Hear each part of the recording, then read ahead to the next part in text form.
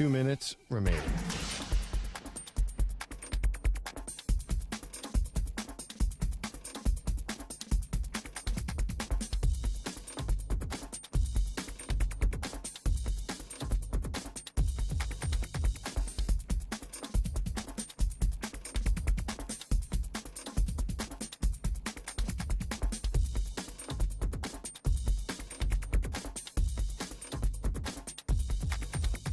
One minute, 30 seconds remaining.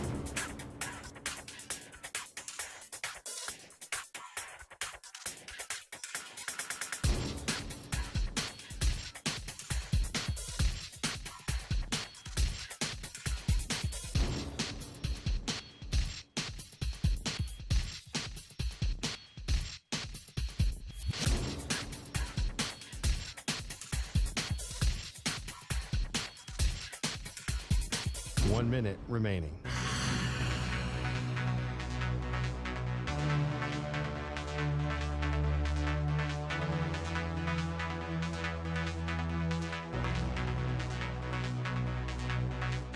Forty-five seconds remaining.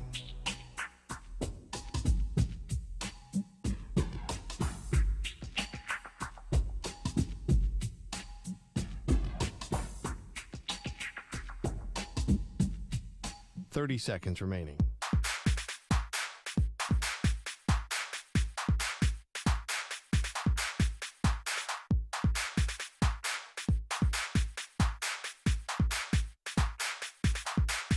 Fifteen seconds.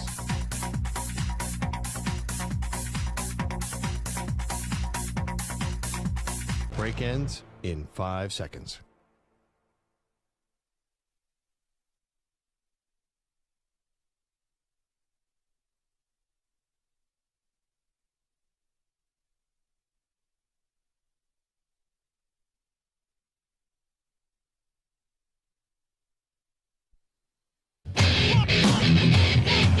He's live. He's nationwide on CBS Sports Radio. This is the Zach Gelb Show.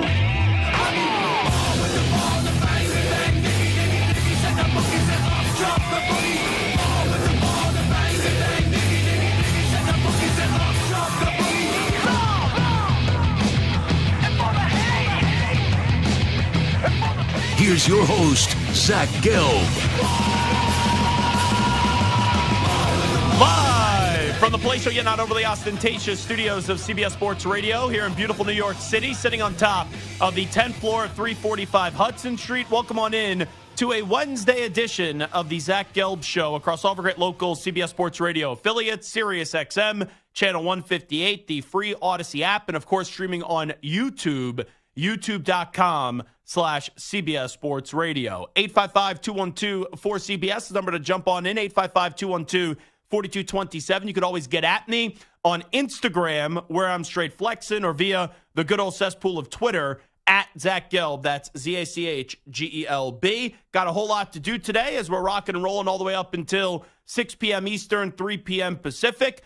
Eric Eager, live from the Combine, the VP of Sumer Sports. He's going to stop by at 5 p.m. Eastern, 2 p.m. Pacific. And before that, we're going to be joined by Bart Winkler on Winkler Wednesdays right here on the Zach Gelb Show on CBS Sports Radio at 4:40 p.m. Eastern, 1:40 p.m. Pacific. All righty.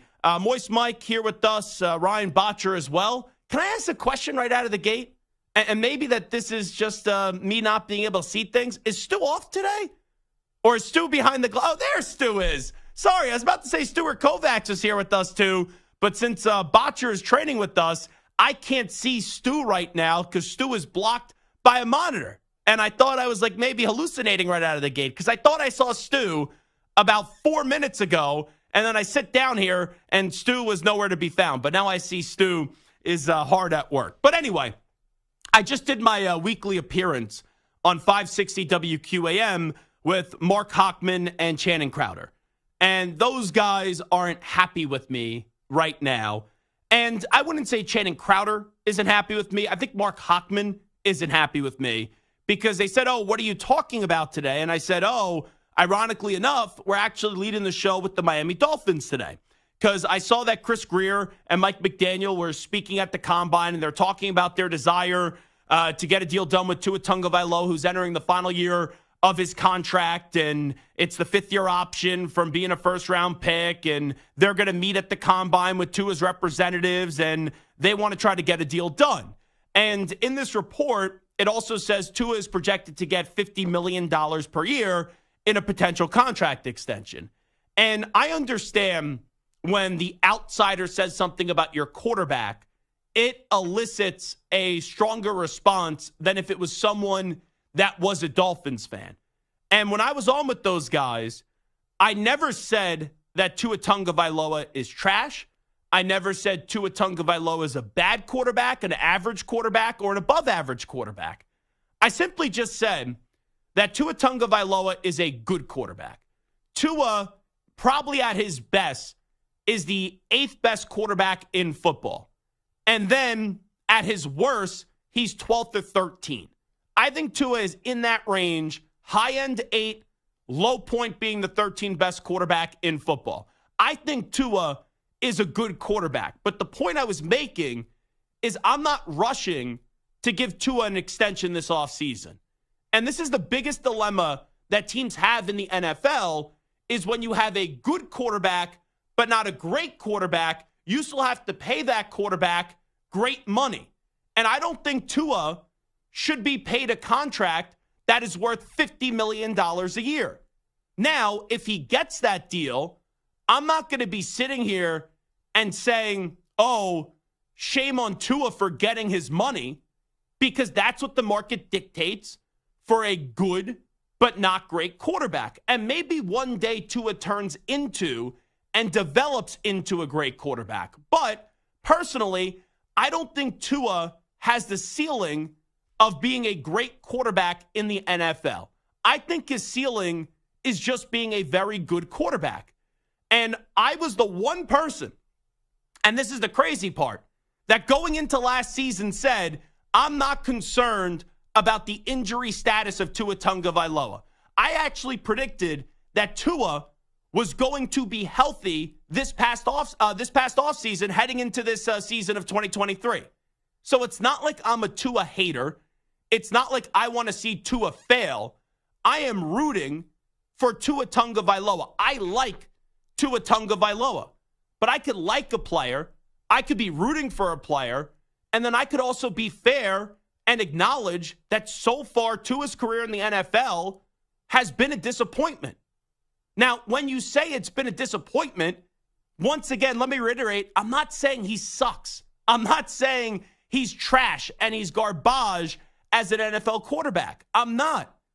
But Tua was once talked about as a transcendent talent. Tua was once talked about as one of the greater players or the best player in college football. Like, the talk about Tua was so high, and he didn't even end up being the first quarterback to go in his draft class.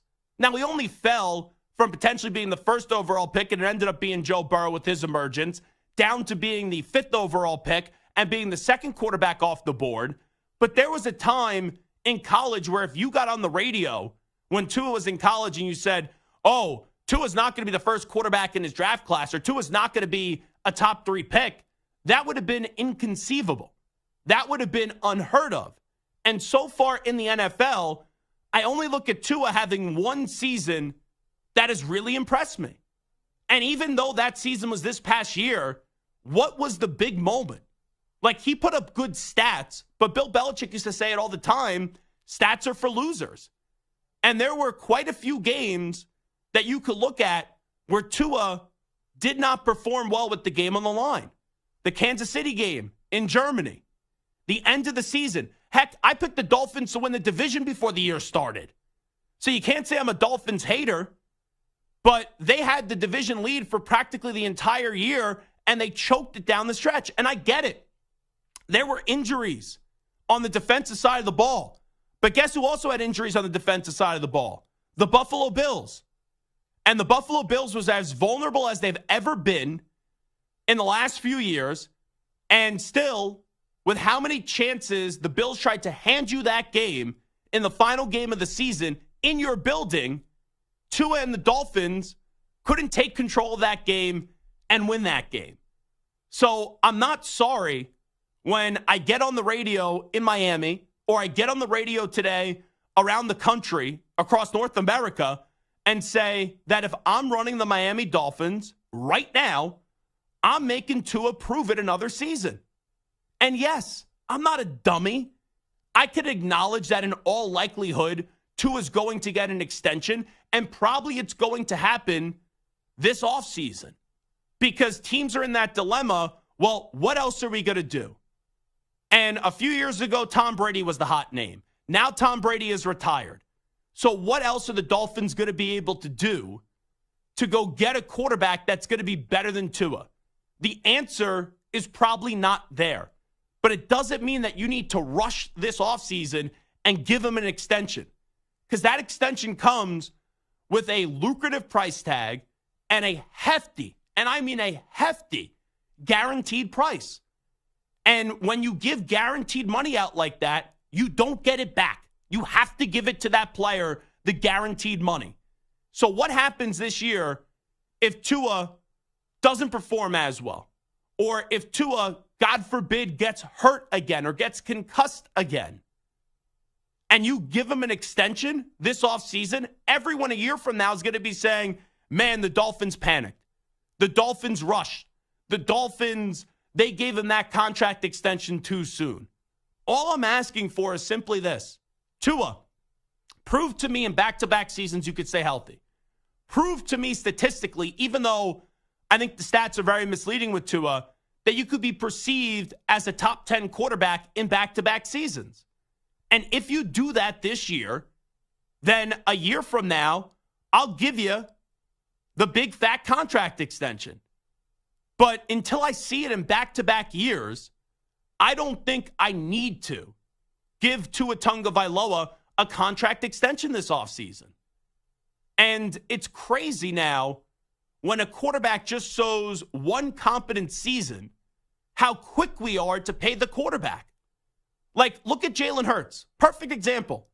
And Jalen Hurts has been better as a pro than Tua has ever been. Jalen Hurts outplayed Patrick Mahomes in a Super Bowl. He took a team to a Super Bowl. Jalen Hurts got a big fat contract extension after that one great season. And now what are people doing the last 3-4 weeks? They're questioning if it was a one-hit wonder from Jalen Hurts. They're questioning if Jalen Hurts is the long-term answer in Philadelphia, if this is a Carson Wentz situation 2.0. There have been so many times, and I get it, it's someone else's money. So why should I care how other teams spend their money? And once again, if the Dolphins extend Tua, I'll accept it. I'm not going to fault Tua.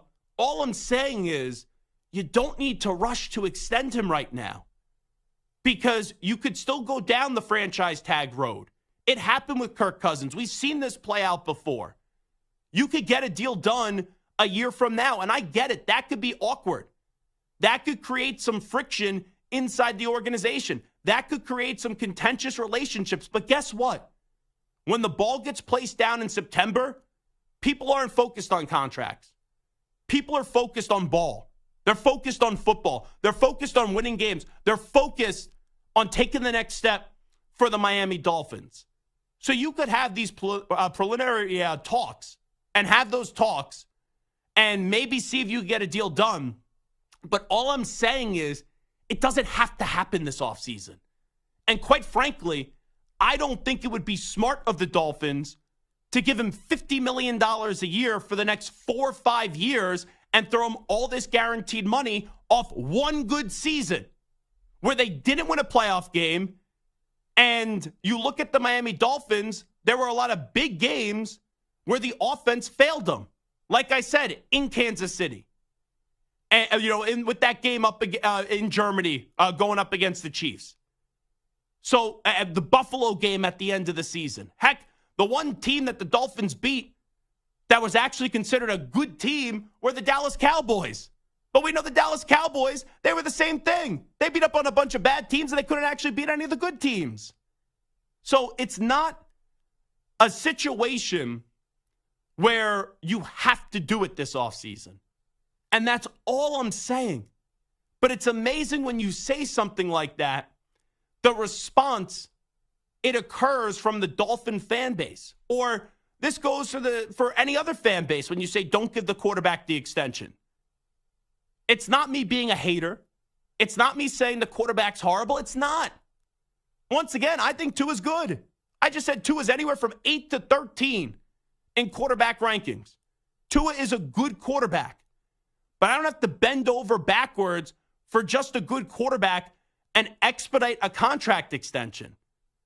I don't. I need to see what he could do this year in back-to-back seasons. And can he not only replicate what he did last year, but take it the next step? And I get it. When you feel like you have the guy, and Mike McDaniel and Chris Greer, they think they have the guy, it does behoove you to get the contract done sooner rather than later, because the longer you wait, the more and more the price tag goes up. But I can't sit here and confidently say that Tua is going to be a great quarterback. And Tua is a franchise quarterback. And as I have said, I only think his ceiling is a good quarterback in the NFL. I don't think Tua Tagovailoa wins a Super Bowl in the NFL. And still, with all that being said, it's going to be tough to move on. It's going to be tough to find a quarterback better. And I'm not saying the Dolphins are moving on from Tua. All I am simply saying is you don't need to give him the contract extension this offseason just because he's entering the final year of his deal. Make him prove it once again. And then if he does prove it once again, I'd be happy to write a check. And I know it's not me writing the check, but I would be fine with the Dolphins writing a check, even if it costs them $5 more million a year. It is not wrong.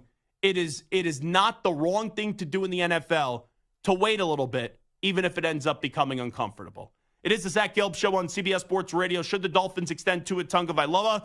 I think you can realize in the last 15 minutes where I stand on that right now. We'll take a break. When we come on back, the Vikings have said that Justin Jefferson is one of the best non-quarterbacks in the NFL. Who are the 5 best non-quarterbacks in the NFL? We'll get into that conversation when we continue on the Zach Gelb Show in 5 minutes.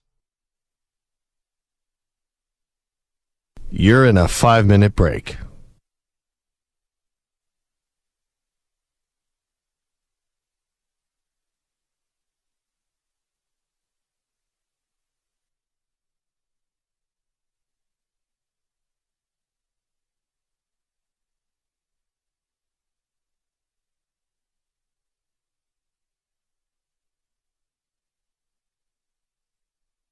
Four minutes, 30 seconds remaining.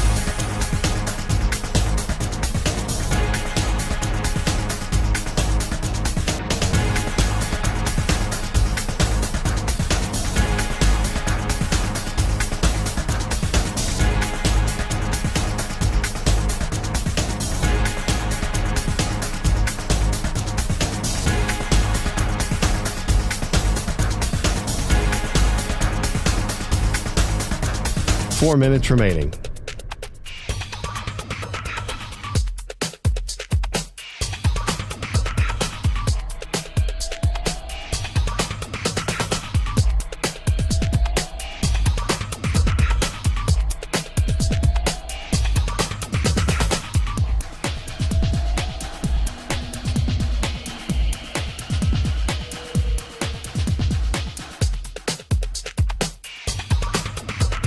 Three minutes, 30 seconds remaining.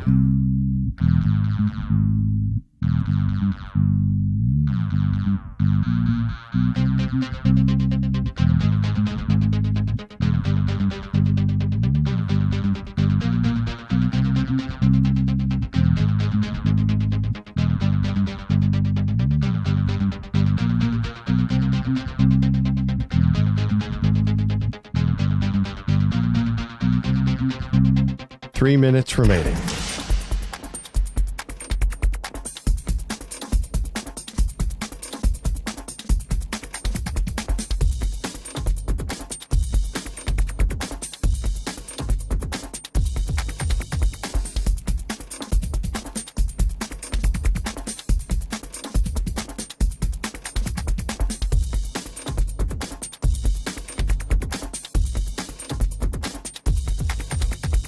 Two minutes, 30 seconds remaining.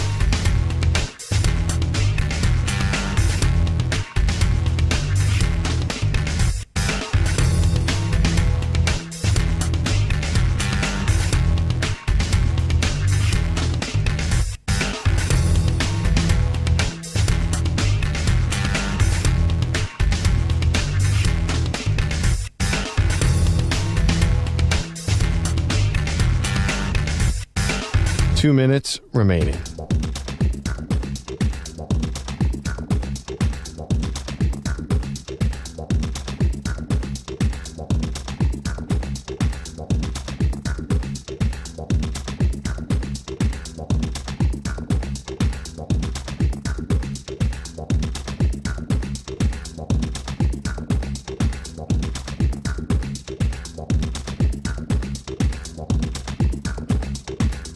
One minute, 30 seconds remaining.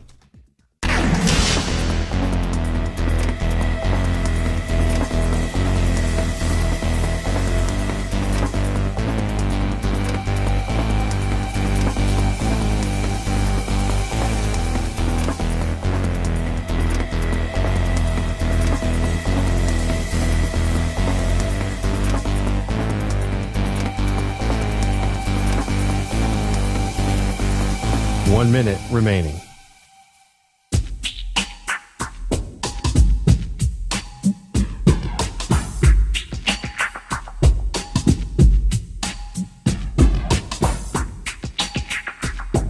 Forty-five seconds remaining.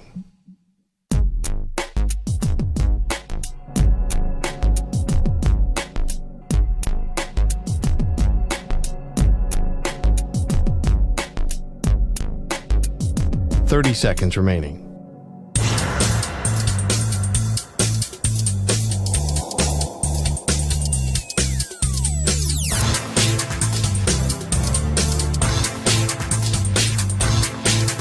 Fifteen seconds.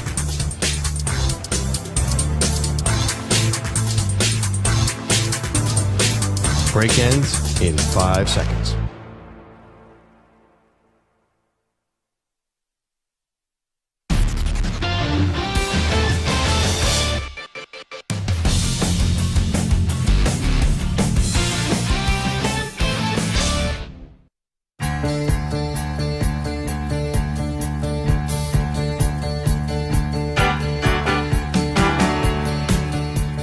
Now back to the Zach Gelb Show.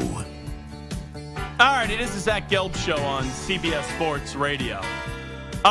So I heard Kwesi Adolfo-Mensah the other day while praising Justin Jefferson, who you guys all know I'm a huge fan of. He called him one of the best non-quarterbacks and one of the best players in the NFL.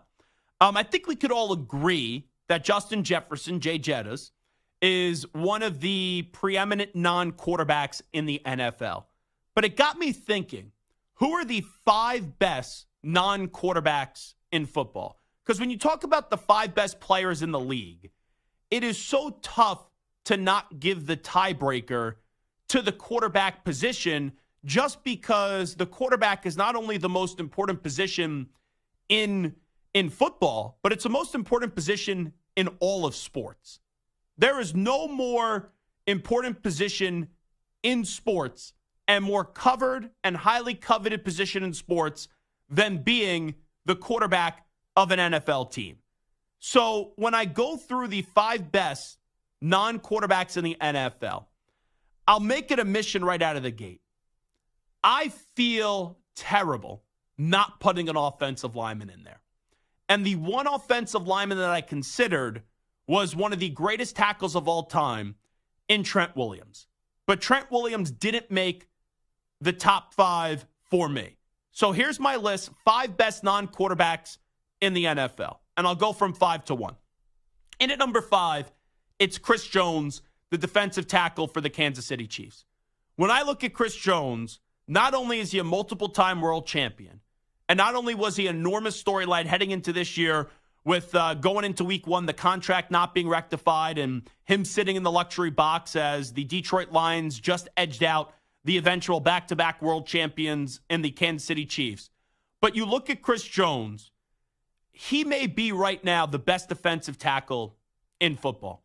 And for a while, that tag was given to Aaron Donald, and Aaron Donald came up incredibly clutch in that Super Bowl up against Cincinnati Bengals, where he threw the Bengals offensive line around like they were a rag doll and made the biggest play when you needed it, with Jamar Chase open right down that sideline.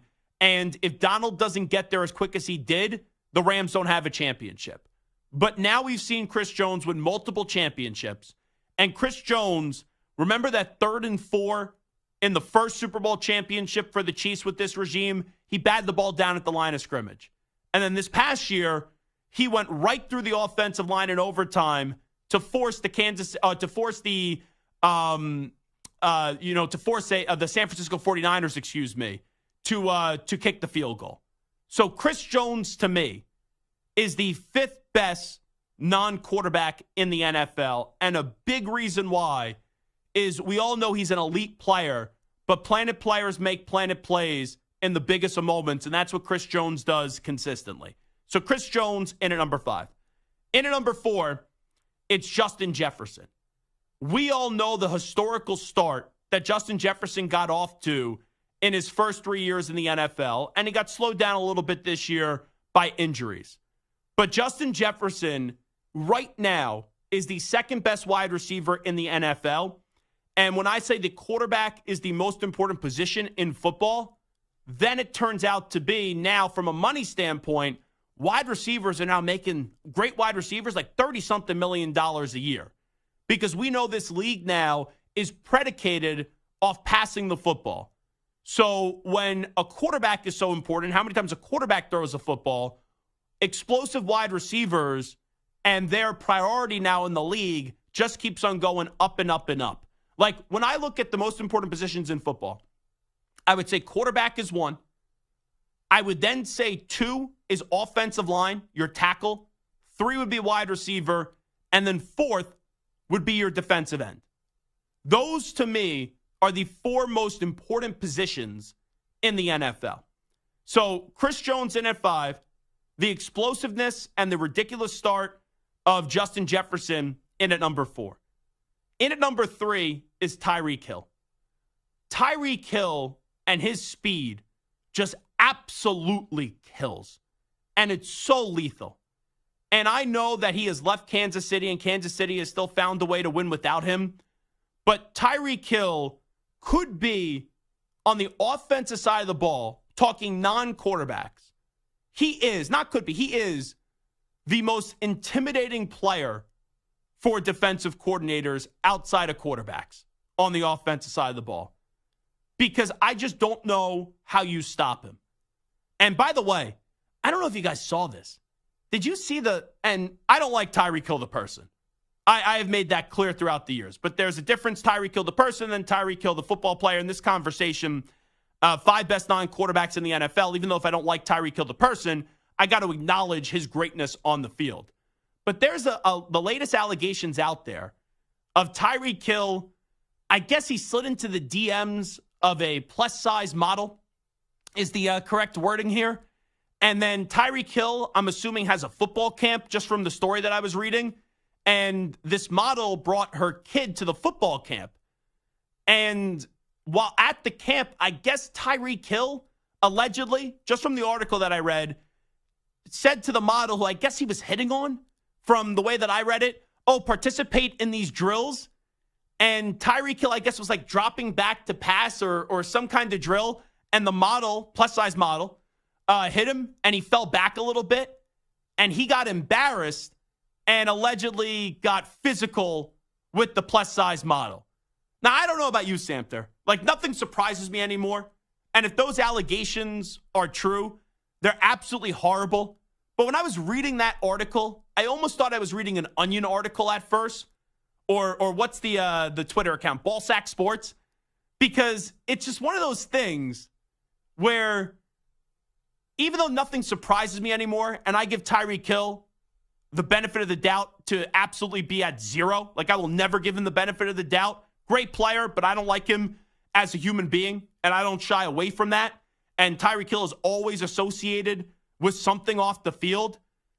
You're in a football camp that's your camp, and there's someone there that I guess you're flirting with, and because she pushed you back a little bit in a drill that you were organizing, then you allegedly, I think she broke a leg or something like that. She was on crutches. She had a fracture. That's crazy. Now, a fracture could be a lot of things, right? Like a hairline fracture. Could be like you got hurt and there's just like a little chip in the bone. Yes. You get physical, you push her back. Well, we're also hearing the story from her side. We're hearing the story that she said that, I embarrassed him and so he wanted to hurt me. It also could just be a situation where, like, they were all having fun. She may have thought he was embarrassed, and then maybe he was a little bit overzealous, but, like, wasn't intending to do anything bad. She just happened to agree to do a drill. Maybe she signed a waiver. We don't know. I'm sure they all have to sign waivers anytime they do any kind of drills at these camps. Yeah, who knows? It seemed like this was like a private thing. And listen, Tyreek Hill, like you said, he has a lot of warts on his resume as far as being a person. So I wouldn't throw anything past him. But put it this way, and I hate to say it this way, but this is just the way that I feel. If this was just a regular woman and this was not a model, no one would be making excuses for Tyreek Hill here. And that's just the reality. If Tyreek Hill wasn't a big successful star and this wasn't a model, no one would be saying, oh, we have to hear the other side of the story with Tyreek Hill. Like, if this is just a regular gal, mother who was just, I don't know, like a receptionist somewhere that brought her kid to a football camp, no one would be trying to see the other side of this story, what did go down. But anyway, I digress. I don't want to spend much more time on that story. Going back to the 5 best 9 quarterbacks in the NFL. Chris Jones 5, Justin Jefferson 4, Tyreek Hill 3. Now, Micah Parsons isn't going to like this answer, but Myles Garrett is 2. And Myles Garrett, there was a play this year where he was taunting the right tackle and the left tackle. Remember, he was going from side to side, and it actually forced a delay of game. He is one of the most dominant players in the NFL, and he is a Hulk of a human being. He is just incredible, and he is so strong, we all know that. But the reason why I'm going him 2 and TJ Watt 1 is 3 out of the last 4 seasons, TJ Watt has led the NFL in sacks. And that matters. And I know Myles Garrett just won Defensive Player of the Year. Personally, I would have gone TJ Watt over Myles Garrett. You're splitting hairs. I'm not irate either way. But I would have given the 1% edge over to TJ Watt compared to Myles Garrett because TJ Watt did lead the NFL in sacks this past year. So, Samter, anything jump out to you there? Those are my 5 best non-quarterbacks in the NFL. Chris Jones, 5. Justin Jefferson, 4. Tyreek Hill, 3. Myles Garrett, 2. And TJ Watt in at number 1. There's a few names I'm surprised that are not on the list. Throw them at me. Go ahead. Yeah. 2 just from the 49ers alone. Christian McCaffrey, who's probably the most versatile offensive player in the NFL. And then Deebo Samuel, who, if he's not the most versatile, he's right behind Christian McCaffrey. So those are 2 guys. McCaffrey has to be on that list. You know what? It's a great point. I will admit when I'm wrong. Deebo I cannot put in the top 5. Trent Williams I would put in before Deebo. Yeah, McCaffrey has to be in the top 5. I would bump out. I'd actually slide McCaffrey into 3, bump down Tyreek to 4, and Justin Jefferson to 5, and just slide out Chris Jones. You're 1,000% right. With Christian McCaffrey, the running back position gets devalued a lot of times in this conversation, but he's more than just a running back, especially what he does in the receiving game. You're right. From an offensive player standpoint, McCaffrey has to be the best non-quarterback in the league. 100% right. Okay, and I think really, there's other names that you can argue about. There's no other receiver that goes to the Tyreek Hill, Jetta's conversation. Devontae Adams for a little bit, and Devontae Adams has been a stud. I think Devontae Adams is the 3rd best receiver in football. Yeah, there were a couple other receivers, but again, I think that they're behind those 2, and if those 2 are 4 and 5, now that McCaffrey's in, there's no other running back I'd put in. Defensively, I love Chris Jones, and he's a game changer, but maybe he's off the list now that we put McCaffrey in, but I can make the argument for Max Crosby as well over Chris Jones. But there's not a lot of other names that I would really have a big argument with. It was just McCaffrey. And the only reason I mentioned Deebo is just because he's so crucial to that offense as a running back, as a receiver, as a blocker, as everything. He's so versatile, but he's not the 3rd best receiver. He's just versatile in the sense of his offensive versatility. So when we were talking about Brock Purdy, and who's the most important people on that offense, I said it was McCaffrey 1, it was Trent Williams 2, and it was Deebo 3. I just put a higher importance on the left tackle position for that team with Trent Williams, and it's not undermining Debo here. And then McCaffrey, to me, is really the straw that stirs the drink for that offense. And I think he is hey, I thought there was a while in the NFL season where he should have won MVP. So I'll update that because you are right with McCaffrey. That was a bad job by me there, an oversight by me. Watt 1, Garrett 2, McCaffrey 3, Tyreek 4, and Justin Jefferson would be 5. That's some good checks and balances right there. It is the Zach Gelb Show on CBS Sports Radio. All righty. Who are some of the best non-quarterbacks in the NFL? 855-212-4CBS, 855-212-4227. We'll take a timeout. When we come on back, we'll update you some of the biggest stories in the world of sports with some audio with the news brief. Update time first, though. Here's the Ackman, Rich Ackerman.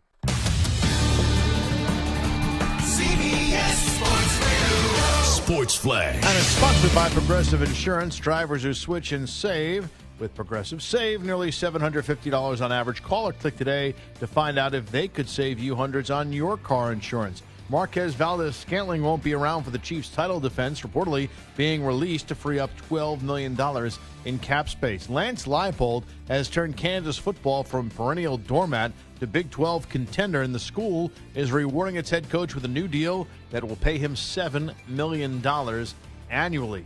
Denver's title defense has gone reasonably well thus far. They don't lead the Western Conference, but only 2 games off the pace, and will host the Kings tonight, looking to remain perfect since the All-Star break. The defending champs have won 3 in a row. Head coach Michael Malone told the Jim Rome Show his team is in a good spot. It's not easy when you're the reigning champs because you know you're getting everybody's best every single night. But I like our approach right now. I like how well we're playing, and the key is going to be with 24 games to go.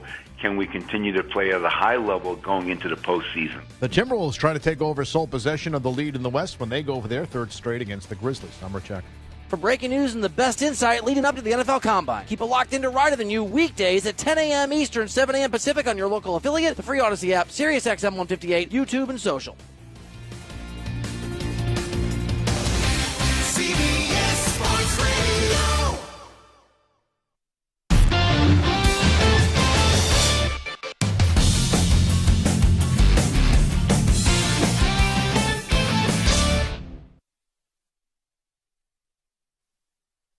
You're in a 5-minute break.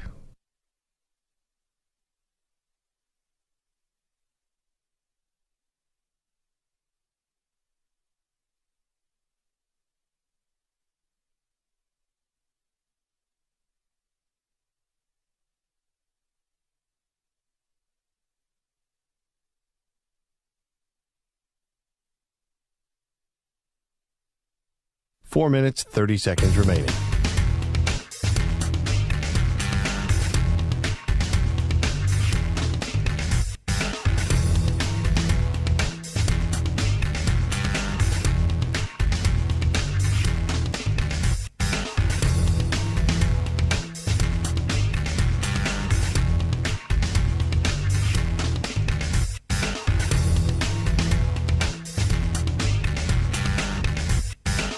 Four minutes remaining.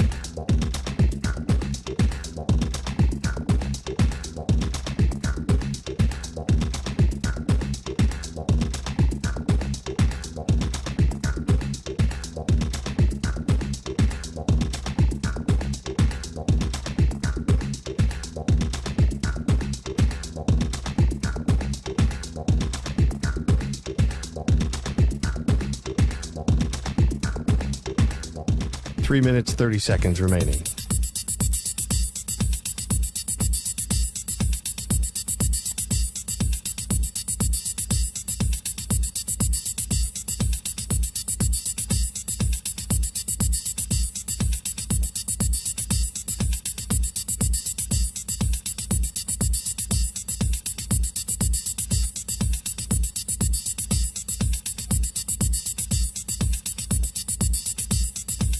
Three minutes remaining.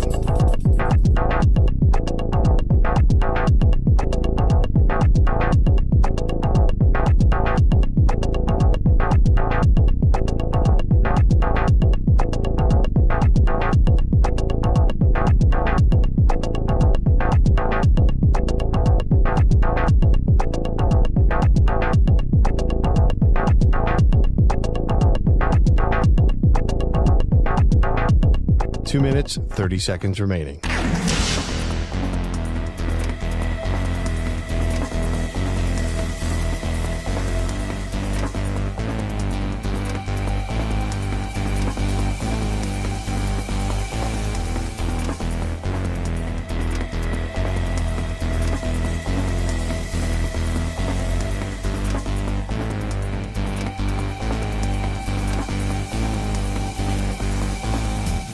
Two minutes remaining.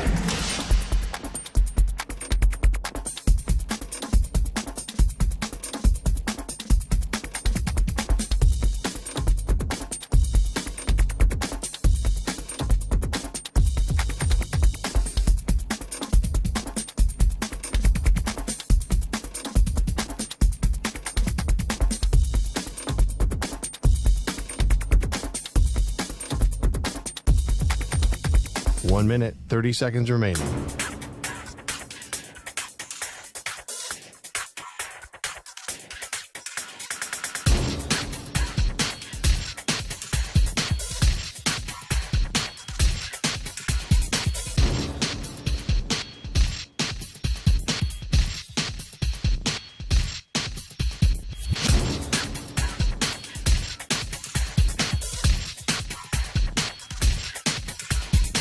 One minute remaining.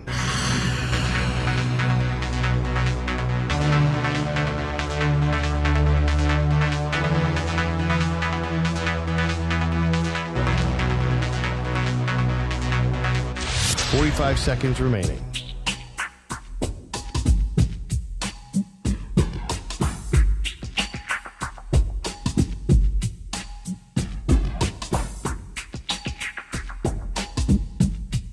Thirty seconds remaining.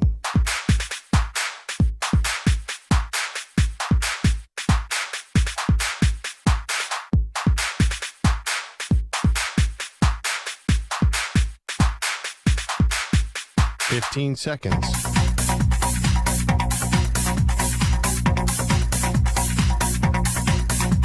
Break ends in 5 seconds.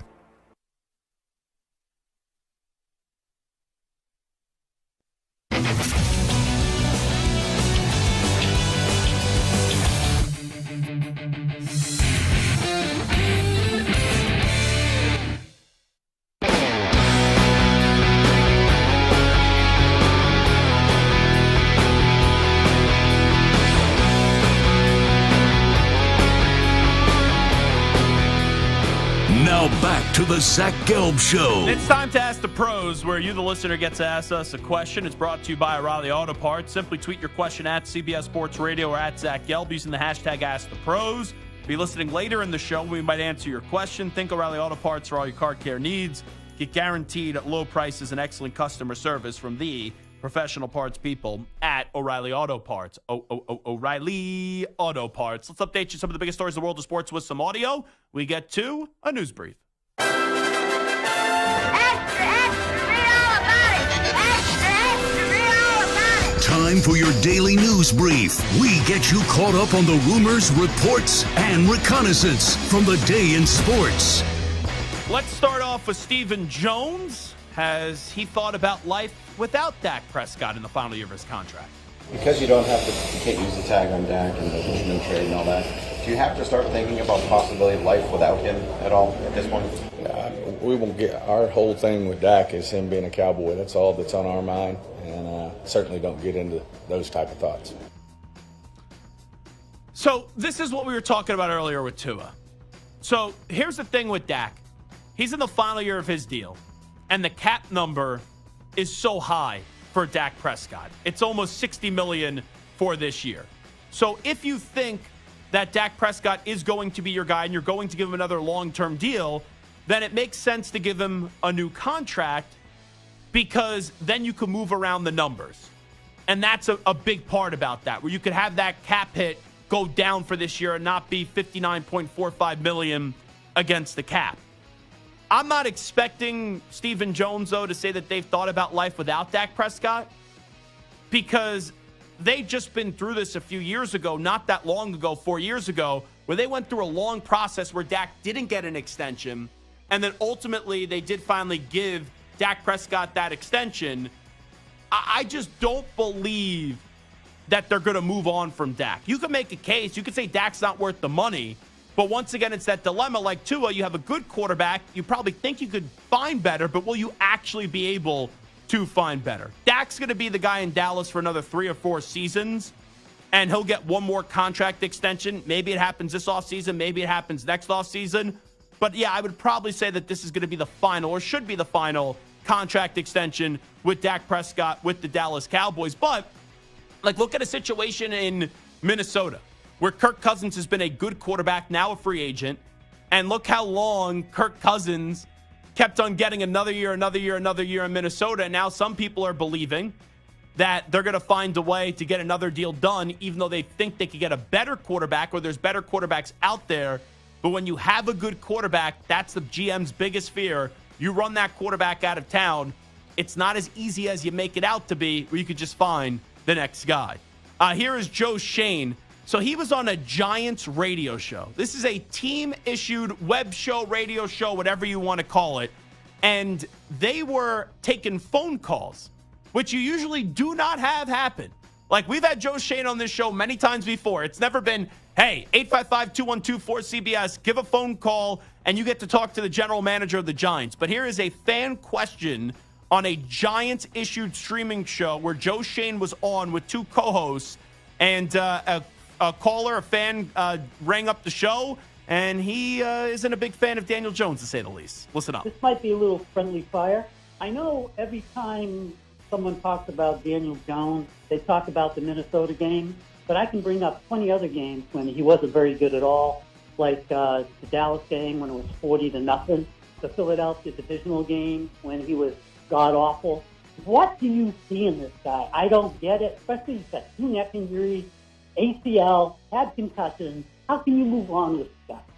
Thank you, Charlie. Thanks for the call, Charlie. No, I appreciate the question. Yeah, what I see is I see a young man that has all the physical tools and athleticism to play the quarterback in the NFL. So that is what I like to call checks and balances. You are doing something where you have the general manager joining your team-issued show. And it's a nice idea in theory to have that general manager be on the show interacting with fans.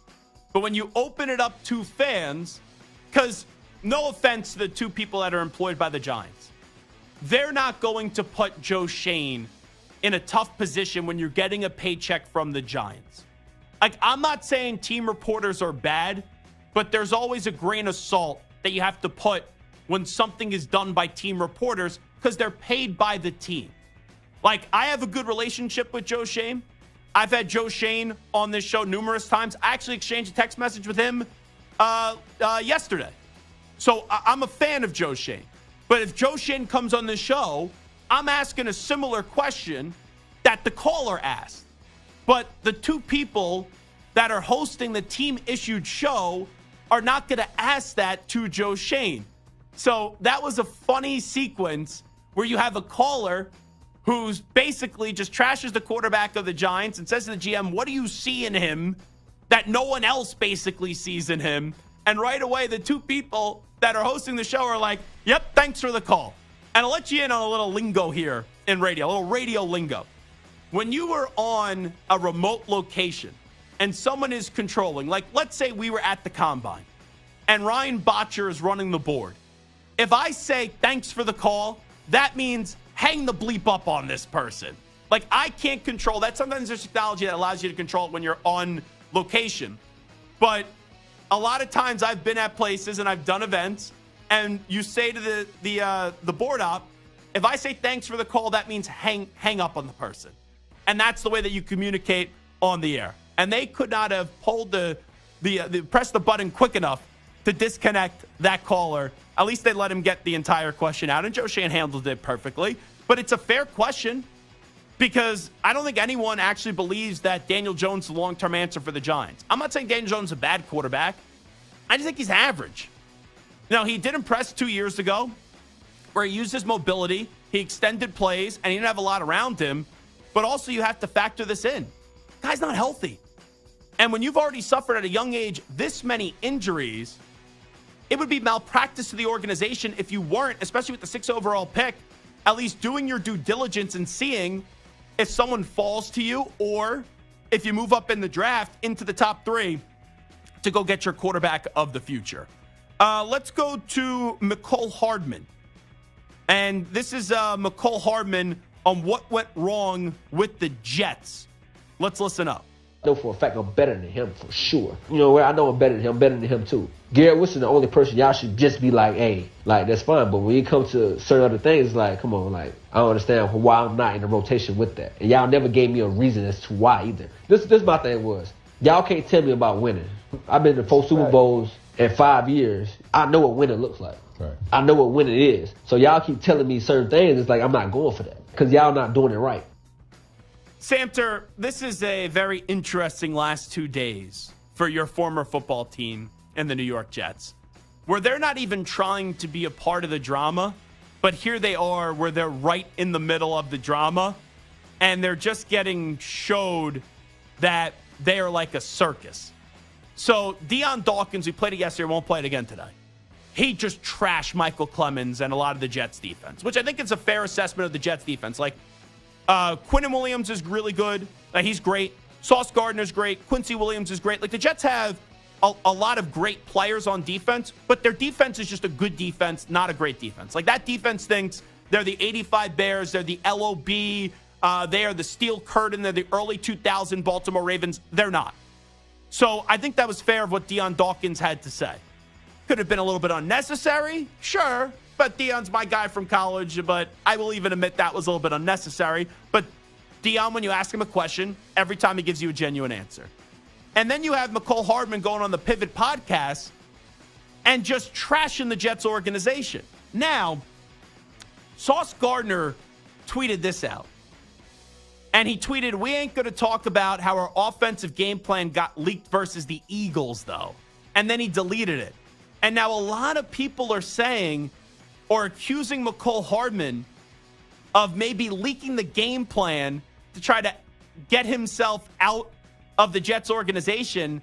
And I don't know if I believe this, but if that's true and you're on the team and you're leaking the game plan to another team, and crazy enough, the Jets actually won that game up against Philadelphia because Jalen Hurts threw a late interception. He had a bunch of interceptions in that game. It's just a wild last 48 hours for the Jets where they got dragged by Deion Dawkins, and now Mecole Hardman is just taking a bunch of shots at the Jets organization on the offensive side of the ball for everyone that's not named Aaron Rodgers or Garrett Wilson. Crazy, crazy last 48 hours, Samter, for your former football team of the New York Jets. Whatever. You know what? When Aaron Rodgers comes back, they're going to win the Super Bowl, unless my Chiefs take them out, for sure. Who's blocking on that offensive line? Because Joe Douglas has been there for now, half a decade, and that offensive line still sucks? Yeah, they got rid of 3 of their starting offensive linemen. They're going to draft an O-lineman or O-tackle at number 10. They're going to bring in Bakhtiari, who's coming off of injury, and then they'll sign some guard somewhere, and they'll be fine. Okay. You think they could win a Super Bowl next year? Yeah, with Bakhtiari, a first-round offensive tackle, a new guard, because they had the worst-rated guard in the NFL in Laken Tomlinson, and Aaron Rodgers coming back with that defense, Garrett Wilson and Breece Hall, yeah, they can win a Super Bowl. You sniffing glue these days? So much of it. You have no idea, man. Like 3 different kinds of glue and all these different kinds of products. It's crazy. Okay. We'll get to producers around here that have crazy takes, because my old producer, Hot Take Hickey, maybe had one of the craziest takes I've ever heard. We'll get to that coming up in about 10 minutes. Let's get to the play-by-play. So, Max Strus, how many three-pointers did he hit in this comeback? It was like 4 or 5? It was 5 in the last 3.5 minutes, including what you're about to hear. And it was a half-court game winner. Let's go to the Cavs play-by-play first. This is the Cavaliers Radio Network of the Max Strus game winner. Pass deflected by Mobley, but grabbed by Doncic. Doncic bounced underneath the PJ, and he laid it in with 2.6 to go. Cavs out of timeout. Strus into Mobley. Back to Max. Half-court shot. Good! Good! He hit it! Cavs win! This place is going crazy! The Cavaliers had 2.6. They were out of timeouts. Strus let it fly. Strus hit nothing but net. Strus on the loose with the game winner in one of the most incredible endings you will ever see. Strus on the loose. I like that. That's good. That's like a 9.1 out of 10 call at a moment of euphoria like that. But I want to hear the misery. Let's listen up to the Mavs radio network on the losing side of the Max Strus game-winning three-point shot. 5 seconds underneath Washington. 2.6 to go. They're out of timeouts. Dallas leads by 1. Mobley, Strus, a heave. Oh no! Oh no! Oh no! Max Strus, I don't believe it. I gotta review it. Max Strus hit it from 60 feet. Absolute heartbreak city. The excitement in the beginning, I was already dying in the first 3 seconds because you know what's going to happen. The announcer obviously doesn't, and he's so excited, making it like feel as if it's a big game in the regular season. And then you just have that shot, and it's like the instant dagger of just like, oh, now I have to talk? Are you kidding me? That was awesome. That was phenomenal, seeing both sides of it. Good job there. All righty, that's a news brief. It is the Zach Gelb Show on CBS Sports Radio. I gave you my top 5 non-quarterbacks in the NFL. TJ Watt 1, Myles Garrett 2, Christian McCaffrey 3, Tyreek Hill 4, Justin Jefferson 5. Gave honorable mentions to Chris Jones and Trent Williams. Cassaray on Twitter says, how about Penei Sewell? Not yet. Dean Kelly says Travis Kelce didn't have a great regular season, but was awesome in the postseason. To me, not in the top 5. Coming on back.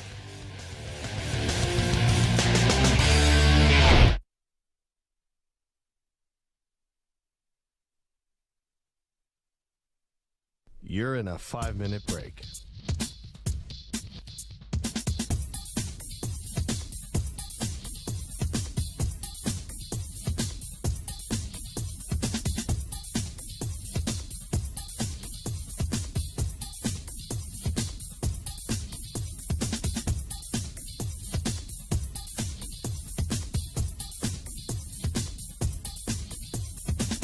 Four minutes, 30 seconds remaining.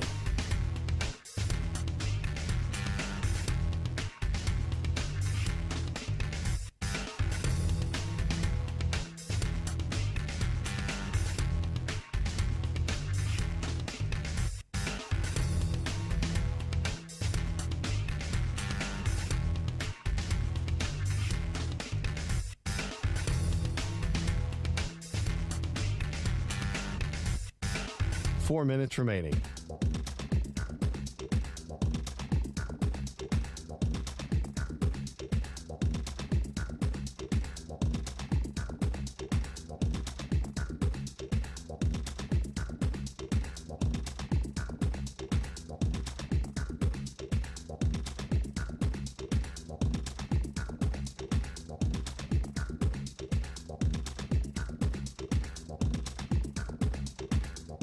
Three minutes, 30 seconds remaining.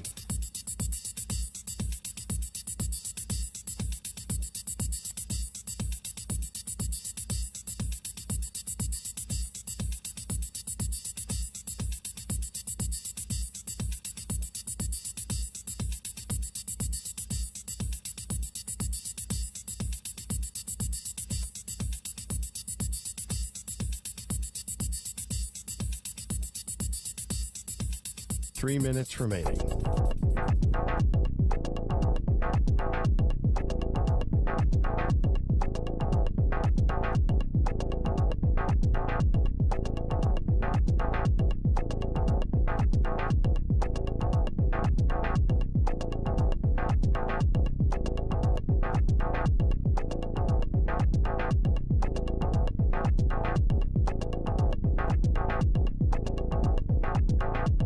Two minutes, 30 seconds remaining.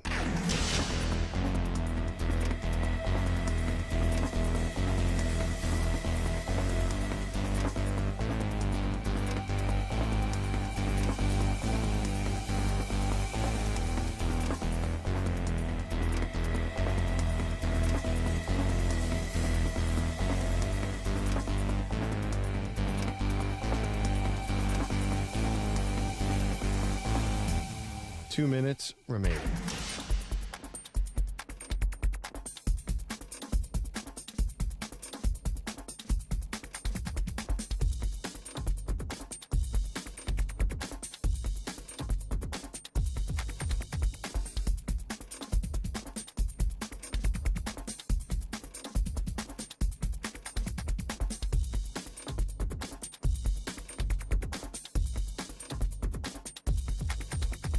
1 minute, 30 seconds remaining.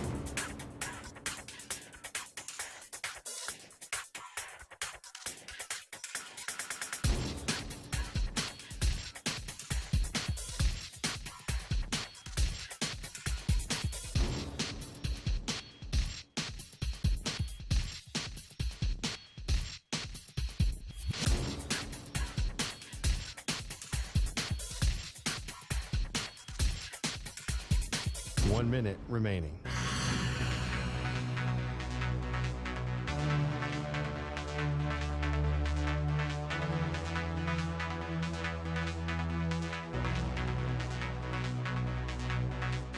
Forty-five seconds remaining.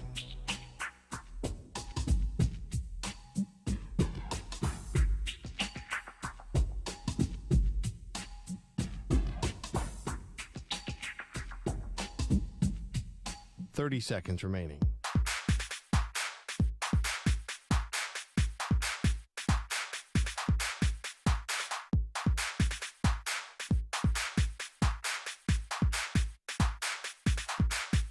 Fifteen seconds.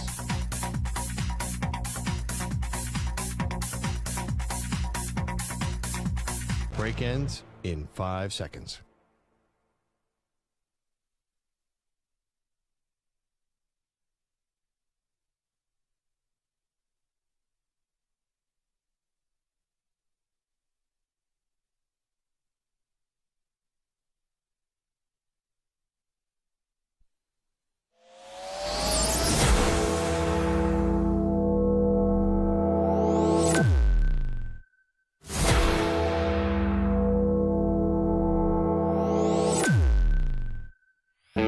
He's live. He's nationwide on CBS Sports Radio.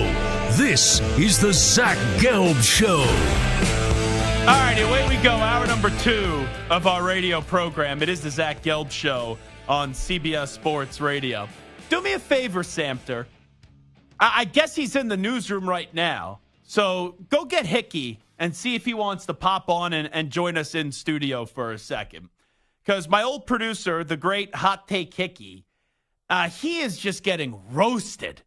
And I mean dragged on Twitter. Now, we've all been there before. I've been there a ton where you have a take or you have an interaction with someone and it's not perceived well. And the thing does like 500,000 views or 1 million views. And you're just getting trashed on Twitter. You know, I have been there before, and quite frankly, I'm not going to sit here and say that you enjoy it, but it's not like the end of the world. But Hickey, who, look at this, he is annoying people left and right on the good old cesspool of Twitter, and he went after Bills Mafia. Now, I understand that Hickey doesn't like Bills Mafia. Hickey doesn't like the Bills. I remember a time where Hickey once said he wanted Carson Wentz over Josh Allen, and then he quickly went back on that.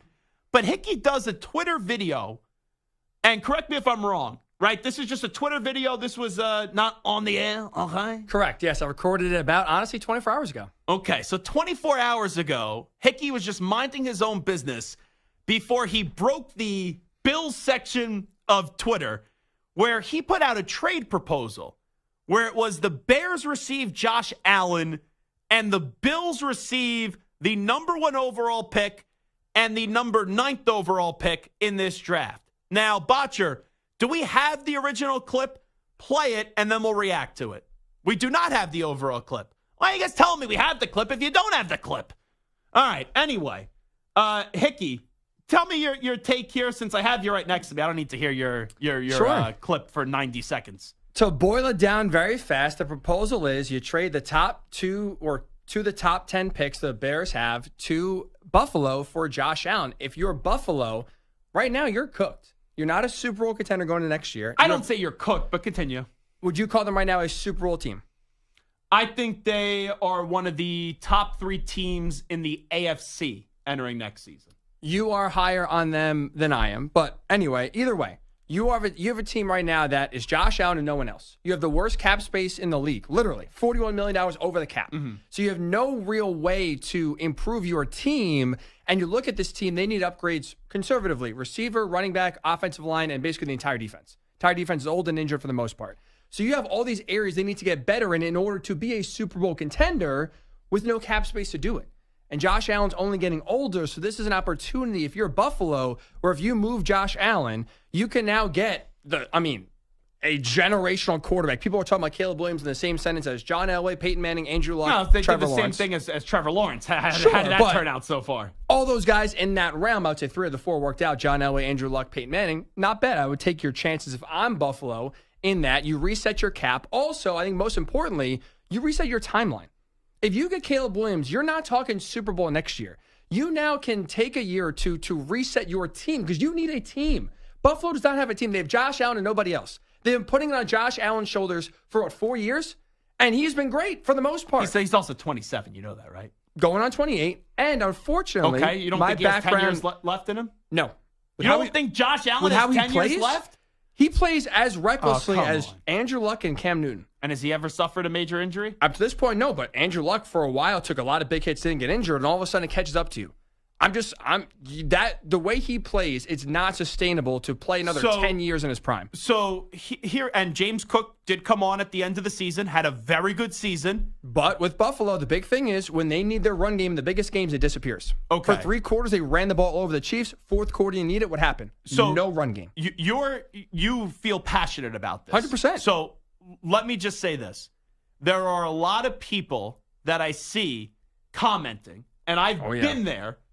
And I've been there where people go, oh, you just said this to get a reaction. You just said this to get a rise out of people. I know Hickey.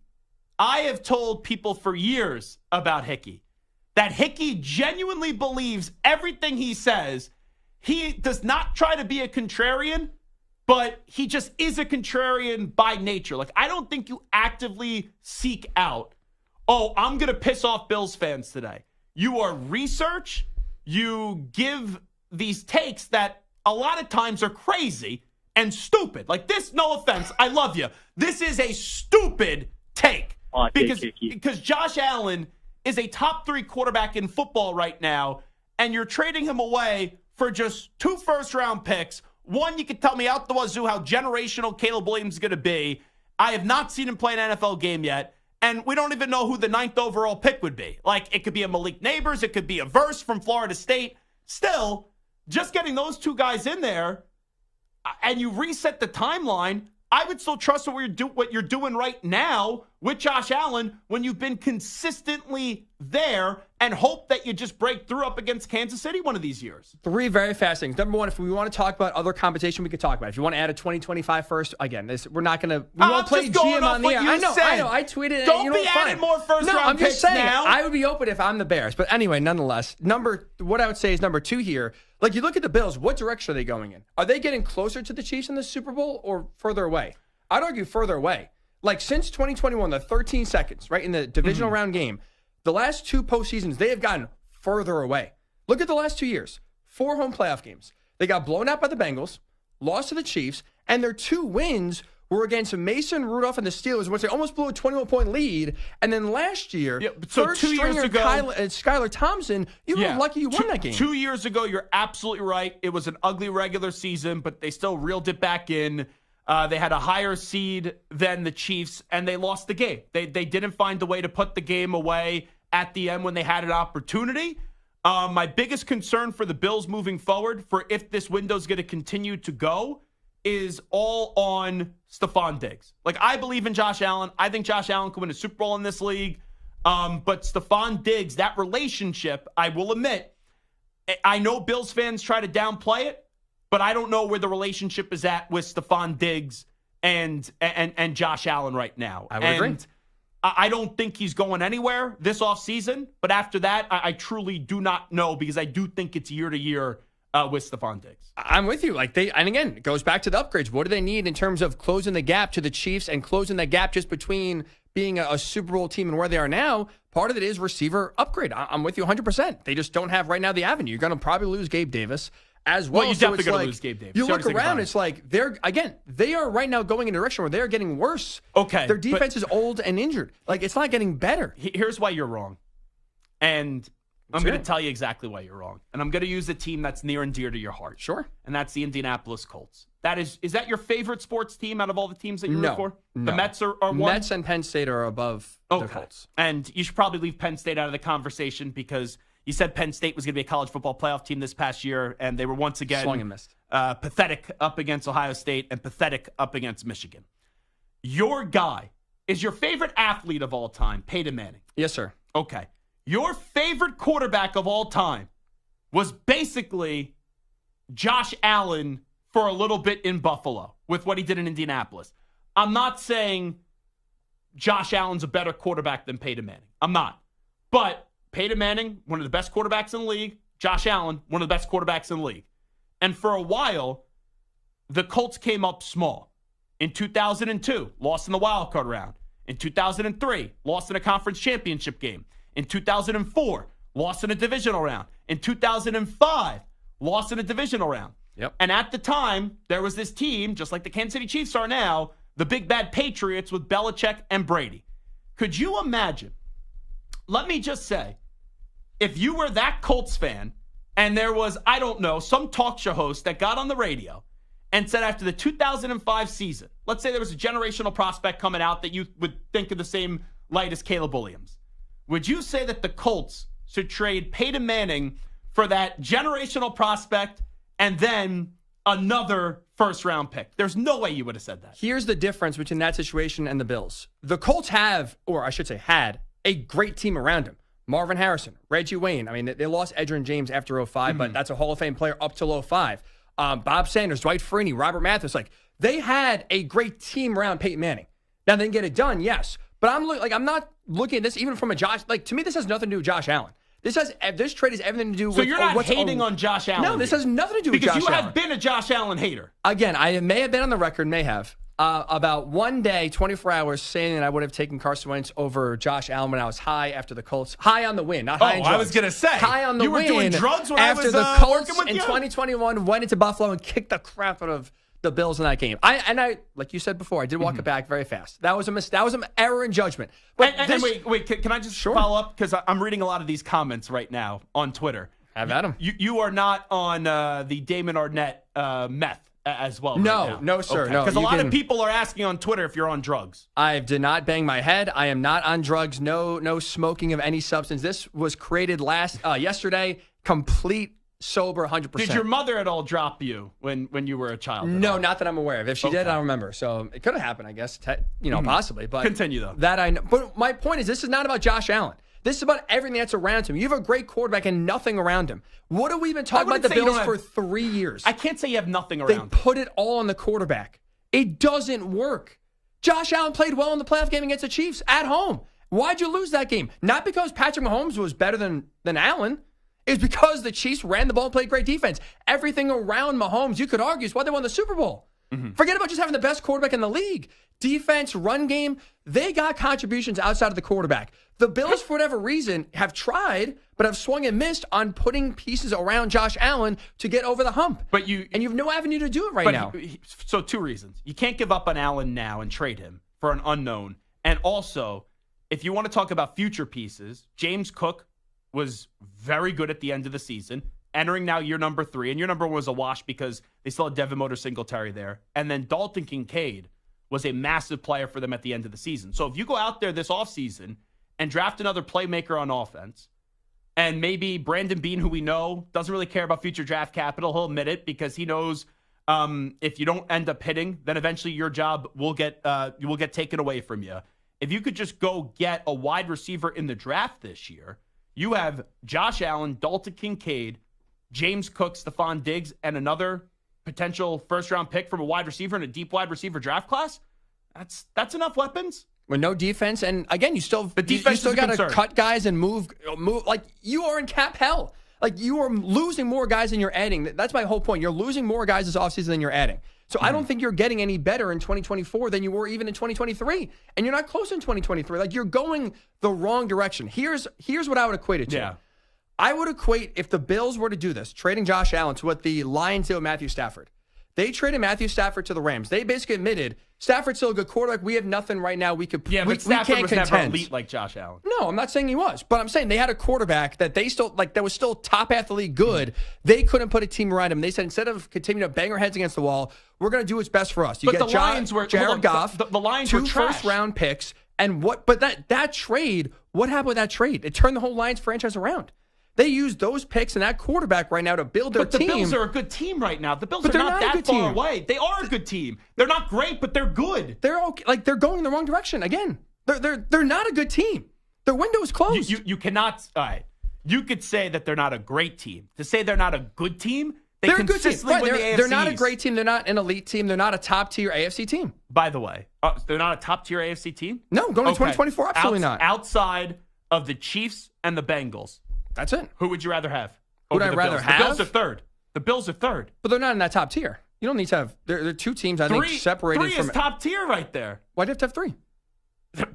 In some cases, only 1. So you're the third best team in the AFC, but you're not top tier? You're the third best. You could argue that, but also I think the Jaguars will bounce back going into next year. We'll see what the Chargers and Jim Harbaugh. Who are their Harbaugh. Weapons on the offensive side of the ball for Jacksonville?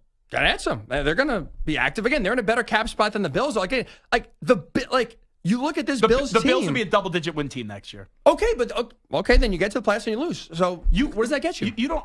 The Bills have been without a quarterback ever since Jim Kelly. You now have one of the best quarterbacks in football, and he's 27. Trading him for an unknown in Caleb Williams and one other first-round pick. How many times did the 9th overall pick in the draft end up sucking anyway, or a quarterback that we're told generational ends up failing? Could you imagine if you do what the Lions did and you hit, all of a sudden we're talking about a new window for the Bills. Can you imagine if they make that trade and Caleb Williams is a bust? Brandon Beam will be who I love, would be the biggest idiot in football. Now, can I read you some of the tweets that are getting said about you? If Caleb Williams hits, he's the biggest genius maybe in sports history. No, because I don't think he'll be better than Josh Allen. Here, you want to hear some tweets that are being said about you? Sure, let's hear it. From Bud Rocks. What a creative name. Nice. He should rename his show Hack at Night. Nice. Jesus, okay. What an awful take by you, Ryan Hickey. You need to be drug tested, sir. Hack, and I like that. That's a good one. Bruce Nolan. Brandon Beane doesn't just say no. He gets in the car, drives to the Bears facility, and slaps Ryan Poles in the face so they could be even. Interesting. Only one problem. Josh isn't the issue, so why trade him? And then they said you're on drugs. Let me see here. Let me see it. No blue check guy. It's just engagement and rage baiting for the love of the game. I respect his bleep. Let's see. There's a great talk show host that said, hot take Hickey's getting dragged here, and I can't blame Bills Mafia. Spike Eskin folks are asking for Hickster to be drug tested at 345 Hudson Street today upon arrival. Did you get drug tested today? I did not. No, I walked in, no problem. Security guard's actually very nice to me. They said hello. Can somebody actually give Hickey a backup? Give Hickey a little bit of a little bit of defense, him up a little bit. A yeah, lifeline? A little bit of defense. Hold yeah, on. I'll get to it in just a second. You can step in, Mike. Yeah. Cooked by Cliffy, and this is kids, and this kids is why you never smoke crack. Man, and there's a lot. I would never smoke crack. By the way, there's a lot of tweets that I can't read. First of all, that's from the Water Boy, so come up with some more original disses of my boy Hickey. Boom, roasted. Well, there was another movie with Adam Sandler. My God, have mercy on your soul. Everyone in this room is now dumber for having listened to it, and at no point, and may God have mercy on your soul, was one of the gifts that were thrown out there. You're going to really... what is up with the producers here at CBS Sports Radio? Who else? Well, Shep has a bunch of crazy takes. You have a crazy take here. And now Santa's about to defend your crazy take. That's what it sounds like. I don't necessarily agree with his take, but I understand it. The Bills are $40 million over the cap. This is a team that, with the ideal scenario, the ideal situation of their best roster they could put together under Josh Allen, they still couldn't get the job done. They're going to have to blow this roster up around Josh Allen. They don't have to blow the roster up. $40 million, they're going to have to get rid of a lot of talented people. And how many times did I sit in Philadelphia, where Philadelphia was well over the cap, or the Saints every year are like $100 million over the cap, and you find a way to do so. You renegotiate contracts. There's ways to do it. You can do it when you're a few million over the cap. $40 million over the cap means you have to get rid of very high-quality players and replace them with not as good players. I don't agree with Hickey as far as that the Bills should trade Josh Allen. You're also, obviously, Botcher is embarrassed to put even Hickey on camera. I haven't seen Hickey on camera once. We are having technical difficulties when it comes to the camera. We don't need the truth here. I know that. Come on. Convenience. Here's but at the end of the day, Hickey's logic is sound. Hickey's Not for 2 reasoning first-round picks. is sound. No, it's not. Now, if you're saying that maybe more, No, I'm open to. We can talk about more. if you're the we Bears, can break down draft compensation all day. If you're the Bears and you have a roster that with the right quarterback in that division in the NFC with Josh Allen at quarterback could compete fairly quickly, and you're the Bills where you're pretty much going to have to say either A, we're going ride or die with Josh Allen and blowing up the roster, or let's You're not reset. blowing up the roster, though. You have James Cook, and you have Dalton Kincaid, and you have Stephon Diggs. That's a lot. Part of the issue is with the amount that they're over the cap, how long will they have Stephon Diggs? And if they keep him, For another year. how many defensive players are they going to have to get rid of? You're going ride or die for this one more year. Yeah. Or you're saying, you know what, maybe we'll have 10 more years with Caleb Williams. I don't agree with Hickey, but he's not an idiot for what he's saying. But you will bare minimum have 5 more years with Josh Allen. Yes, but with a depleted roster. And if he hasn't been able to do it with this roster around him that is a Super Bowl contending roster, if you can't do it then, he's not doing it in 5 years. I'm sorry. I'm sick and tired of hearing about the salary cap. Every year I hear about the salary cap, and people find a way to work around the salary cap. And those teams don't win the Super Bowl. Right. It happened with the Eagles. The Eagles found a way to win a Super Bowl. I've seen it happen enough in sports. It happens all the time. Now, let me just go to this, though. The part to me that is crazy, if we're looking, how many first-round picks for the Bears to trade Caleb Williams? I'm just asking here. Let's say a team's coming up from 10 to get to 1. How many first-round picks do you think they need to get to go draft Caleb Williams? With no quarterback, just draft picks? I mean, 3? 3. At least? 3. If I'm trading Josh Allen, I think I need 5 first-round picks. You're getting Caleb Williams. And once again, Caleb Williams is, we're told, a transcendent quarterback. That's right. How many? Andrew Luck, transcendent quarterback, And got killed. No, that's the Colts' fault. Andrew Luck was great. Andrew Luck was a top 3 quarterback for most of his career. Trevor Lawrence, transcendent quarterback. Bad year, good year, bad year. There are so many John times. Elway, Peyton Manning, like more times than not, those generational guys with that. Bryce Young was not generational. Like, you don't get that You were tag the biggest thrown. supporter of Bryce Young. I like Bryce Young. I'm not going to deny that. I was all in on Bryce, but I never once called him generational. He was not labeled that. You wanted to trade the farm for him. I did. You wanted to trade like 8 first-round picks for Bryce Young. I was in on Bryce Young, but he never had that generational tag the way Caleb Williams has. He's not in the same class. Tua Tagovailoa at one time. He was not called generational guy. He was he was. Miss. You could tank for Tua, but again, the G word we're using here is used for certain players. It's not used for the first quarterback taken in the draft every single year. This is a guy in a category that is in like a class of 5 other guys. He may not work out. I'm not sitting here telling you Caleb Williams is a guarantee. No draft pick is a guarantee. But I would feel pretty good if I'm the Bills betting he is going to be closer to the top 5 than he is the bottom 5. Oh, man. I wish he is people going to could be see Hickey. so good. Hey, could we get these cameras fixed? Hickey's blood vessels are popping right now. Because it's partly the disrespect for Caleb Williams. People do not see how good this guy's going to be, and they're laughing like you're trading Josh Allen for some Joe Schmo like I'm playing quarterback. But Josh You're Allen, not getting a crappy quarterback. Stop. We have to put an end to this because it's 21 past the hour right now. We need to put an end to this. And I'm not going to have our listening audience hear any more of this jackassery. Josh Allen is on pace to be a Hall of Fame quarterback. You don't trade a future Hall of Fame quarterback for an unproven commodity, no matter how much people are going to hype this guy up and make him out to be the next all-time great quarterback in the NFL. Bills fans, I think you should keep on going after Hickey. I think you should tar and feather him and make him deactivate his account. That's what I would say. Zach Gelb Show, CBS Sports Radio. Hot take, Hickey. You're in a 5-minute break.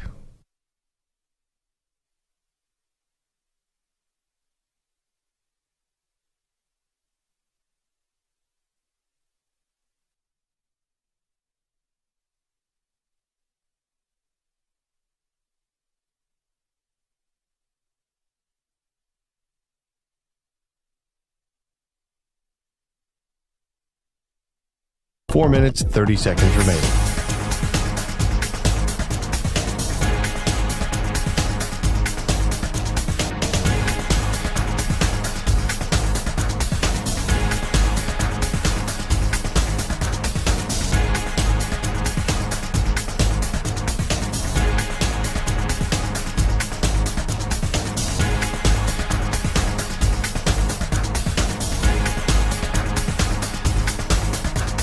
Four minutes remaining.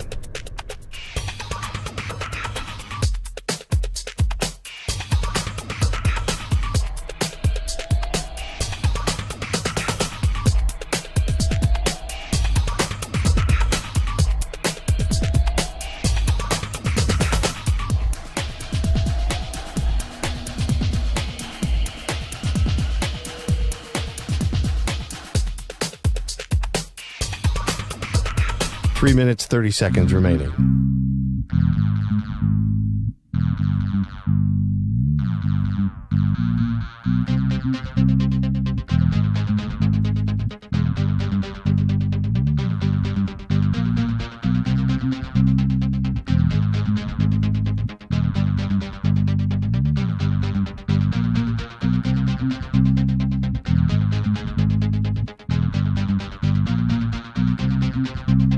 Three minutes remaining.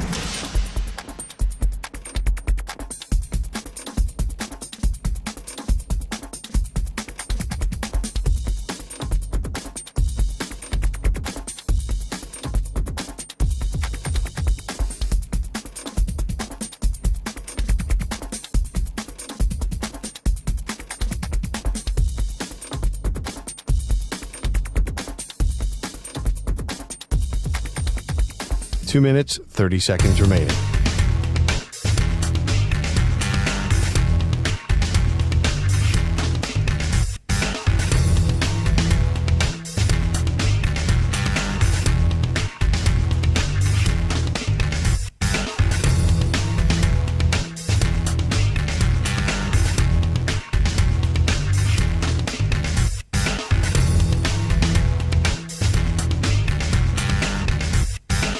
Two minutes remaining.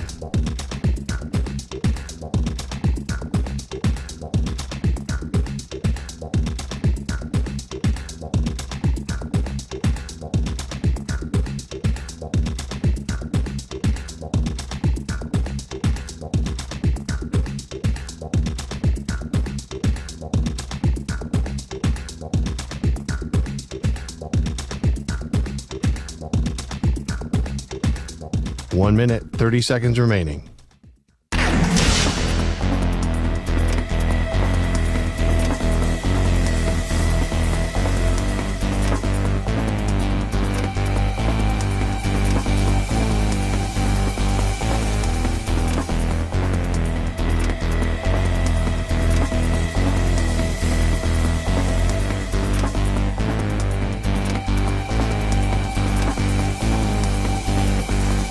One minute remaining.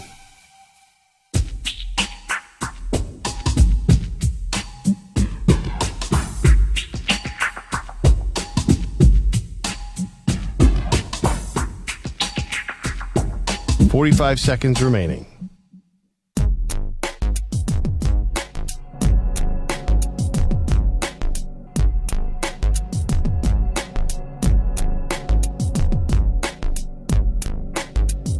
Thirty seconds remaining.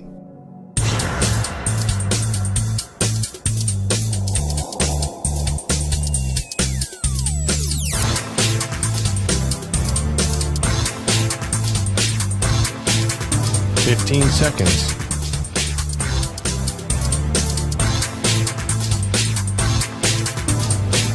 Break ends in 5 seconds.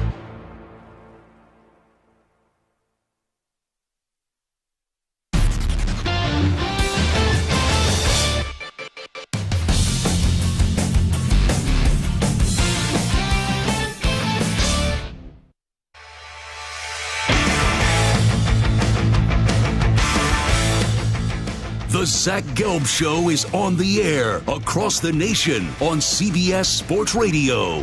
Here's Zach Gelb. You know, I am a team player.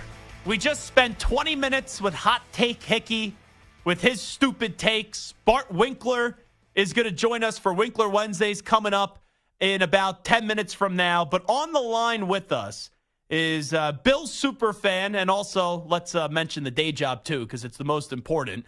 The host of the Maggie and Perloff show on many of these same CBS Sports Radio affiliates, Sirius XM, Channel 158, the free Odyssey app, and of course streaming on YouTube, youtube.com/CBS Sports Radio. The great Maggie Gray is with us. Maggie, good afternoon. How are you? Zach, how can I help you, sir? Well, I have a question for you, because I know you are a Bills super fan, and you love Josh Allen as well. Hickey is getting shredded, and I mean shredded on Twitter. We've all been there. I know we could relate. He has a video that he put out yesterday that has done 700,000 views, and Bills Mafia is basically throwing him through a table right now because he's saying that the Bills should trade Josh Allen to the Bears, and the Bills would receive the number 1 overall pick in the draft this year and the number 9th overall pick in the draft. I want your reaction to this trade proposal by Hickey. Yeah, can this guy be deported? I mean, just get him to Canada and just throw him over the border. I got to be honest, I'm not sure how Hickey's going to be able to show his face in the lower 48 states, let alone the office. It's one of his all-time bad ideas, and I guess here's my And there's a question long about... list of bad ideas from Hickey, Maggie. We could rank them. The top 5, Ryan Hickey, terrible ideas. Number 1, why the Bills, would do this. Here's my question about this, right? From the Bears' perspective, I get it. Why would the Bills want to start over when they're all in like this? And why does he think Caleb Williams would be like super stoked to go to Buffalo? That's what I said too. And I kid you not, I was talking to Hickey about this. We just had him on for like 20 minutes to just trash him about this. But I was talking. By the way, I love Ryan Hickey. By the way, like this dude is awesome. We like Ryan. He's I okay. love Ryan Hickey. This is a deep respect, although it's crumbling at the core. But I said the same thing to him today via text that you just said. And I love Buffalo. I'm like one of the few people that you tell me I have to go to Buffalo for a weekend. Beer, family, football, wings, go to Bar Bill, all that stuff, phenomenal. I just can't see Caleb Williams being all jacked up to go play for the Buffalo Bills. Like, if there's already conversations that he may not want to go, I know there's been pushback to Chicago, why the heck would he be all fired up for spending his entire career with the Buffalo Bills? Listen, I don't know what Caleb Williams, like he said in an interview with Pete Thamel today, that he has no agenda, that he's not trying to get away from Chicago. Chicago's a great city, by the way, cosmopolitan city. I mean, it's amazing, but Buffalo's not for everybody. And, listen, Buffalo wasn't for Marshawn Lynch, and I'm not saying Marshawn Lynch and Caleb Williams are the same type of personality, but you can go somewhere and you can play hard, but the city is not your thing, and you're going to be looking for the first exit ramp out of there the moment that you get it. And that's one of the great things about Josh Allen, not just his ability and his skill, but whether, you get the sense being a Bills fan that Josh really has embraced the city. Absolutely. And that he's like a part of the fabric of the community. I mean, I know this sounds corny, but it's really true. And I'm not saying that Caleb Williams wouldn't be that person, but even if he is, these would be such huge shoes that he would be stepping into because of the love for Josh Allen. I mean, the one thing that Hickey might not realize, or maybe he does, is that Buffalo had been starved for quarterbacks since I was a kid. Yeah. It's a couple blips here. And that was a long time ago. Thank you, Zach. It wasn't that long ago. No, it was. But here's the thing. We've been so starved for our own franchise quarterback ever since Jim Kelly that he'd be walking into shoes. Well, I know that Josh hasn't had the success of someone like a Patrick Mahomes, but like the love that he has in the community is like at that level. He's the third best quarterback. Caleb Williams to do something that would be really tough. He's the third best quarterback in football right now. It's Mahomes 1, it's Joe Burrow 2, and then it's Josh Allen 3. And he's 27 years old. Like, even with his physical style, if you can only have 5 more great years, I don't trade the third best quarterback in football that's on pace to have a Hall of Fame career, even with how highly touted Caleb Williams is, for someone that's an unknown. Heck, it was 3 years ago we were told Trevor Lawrence was a generational talent, and so far it was a bad year, a good year, and then a bad year for Trevor Lawrence. Yeah, to be honest, and just like, talking about this as the lens of like a Bills super fan, like the Bills aren't looking for a lottery ticket right now. The Bills are so close, or in their minds they're so close. They need only sure things. And that's why the Von Miller contract is such a disappointment and stuff like that. But it's not the time for them to start taking risks. And the other thing, and I think this actually happened after Ryan had this take. So, I don't know if salary cap if he would have had the same take if he'd known this, but the salary cap just spiked. And so the Bills are in total salary cap hell. Like, they have mortgaged everything. They have to restructure everybody. It's not going to be easy. However, they just got like a little bit of like a little boost here with the salary cap going up. Maybe gives them a tiny bit more flexibility, but it's going to be tough. And I know you have to go back to being mom, and we do appreciate you jumping on board with us. That's okay. My kid is the same way. Do you want me to put my 4-year-old on? He'll call Hickey every name in the book. And honestly, maybe more entertaining than anything Hickey's probably ever said on the radio, quite frankly. Last thing that I'll say to you, Maggie, if you were going to trade Josh Allen, because this is my last point to Ryan, sure. 2 first-round picks, even if you're getting Caleb Williams, is not enough. How many first-round picks would you need to trade Josh Allen? This has got to be like an NBA style draft, like this or a trade. This is something that doesn't even exist in football. How about that? I mean, start at Herschel Walker and let's go from there. I don't know if there's a price. I just don't. I guess you could say everyone has a price. Is it 3 first rounders? I don't see it happening. I would say bare minimum 5. I need 5 to trade Josh Allen if I was ever going to think about it. Last thing. How far away do you think the Bills are to actually winning a Super Bowl for you one day? Man, depends on which day you catch me. Listen, this is going to come back and bite me. I still think they're close. And I think a couple things have to break their way, obviously. And one is, I've been funny, actually, speaking of your team that you're a super fan of, I've been watching the Dynasty. The Patriots dynasty. And I don't know if the Chiefs are going to make any of the same, mistakes that the Patriots made or whatever. And obviously the Patriots did so much winning, so what does it matter? But it's hard to keep these things together. And listen, Brady or Andy Reid and Mahomes have a totally different relationship than Brady and Belichick did, obviously. But it does illustrate how tough these are to hold together. And while I think the Chiefs as good a shot of any as a three-peat, at some point, I do think, these things kind of go in cycles. And so maybe this does open up the opportunity for someone else. The problem is you've got Lamar Jackson, you've got Justin Herbert with Jim Harbaugh now. Of course, you've got Burrow, you've got Tua down in Miami. Aaron Rodgers is coming back. Like, it's a murderer's row. But I got to keep the faith alive and keep the hope alive because they have Josh Allen, and that's all that matters. The Bills right now are the early 2000s Indianapolis Colts, and they eventually did punch through. So I don't think that the Bills are that far away, and I think ultimately they'll find a way to get the job done with Josh Allen. She is Maggie Gray. Of course, you can listen to her mornings here on CBS Sports Radio, 6 to 10 a.m. Eastern on many of these same affiliates, along with Andrew Perloff. Maggie, appreciate you jumping on board for a few moments. Zach, thank you. You know I love you guys. And also, Hickey, come back to Earth, my friend. Come back to Earth. We'll meet you here. Maggie, you're being nice. It's a lost cause. There's no way of saving Hot Take Hickey, and I'm seeing this. Hickey. Samter has crazy takes. Shep has crazy takes. Hickey has crazy takes. Just wait. EJ, he's going to eventually have crazy takes too, and we're all going to start hating our producers around here. It's going to be a mutiny. Yeah, there she is, Maggie Gray, joining us on the Zach Gelb Show on CBS Sports Radio. Let's get to the latest CBS Sports Radio update with the Ackman, Rich Ackerman.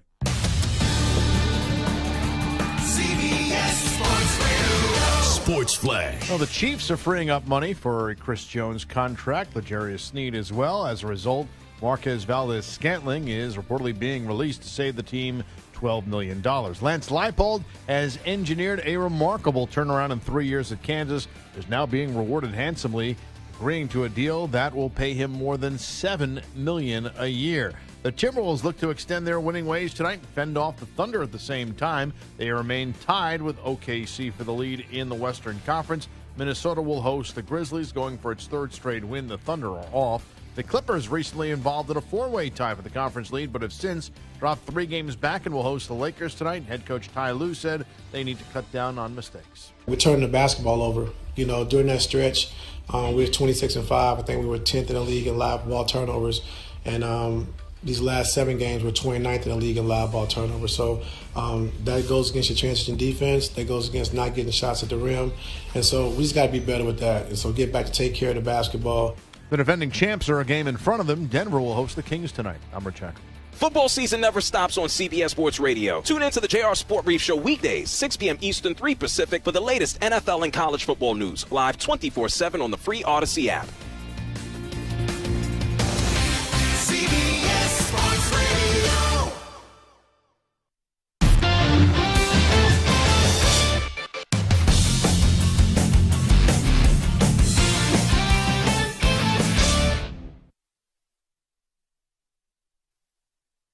You're in a 5-minute break.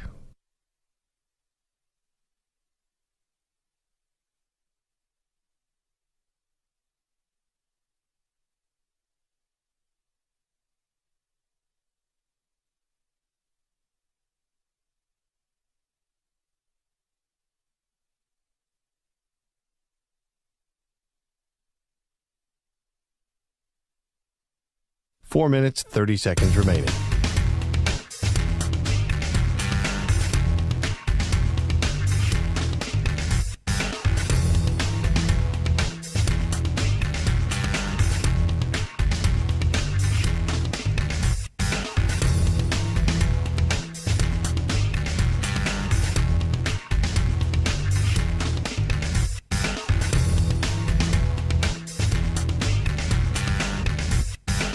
Four minutes remaining.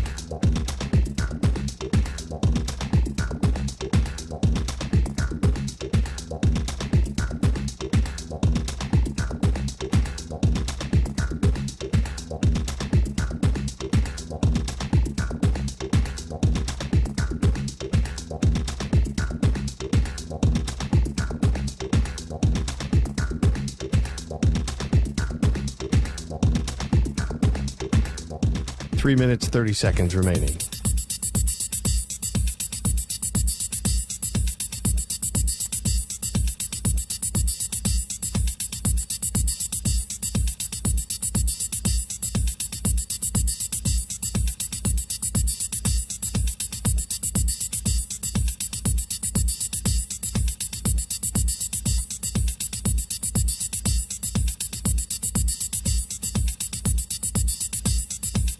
Three minutes remaining.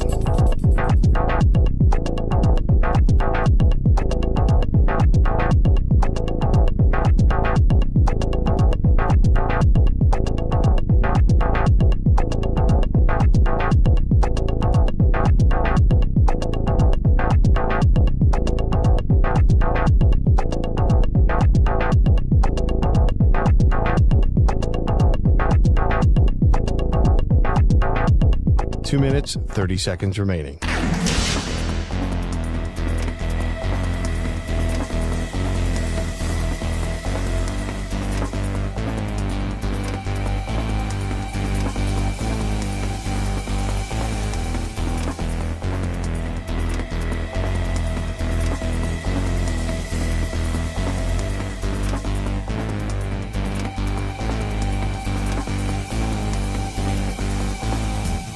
Two minutes remaining.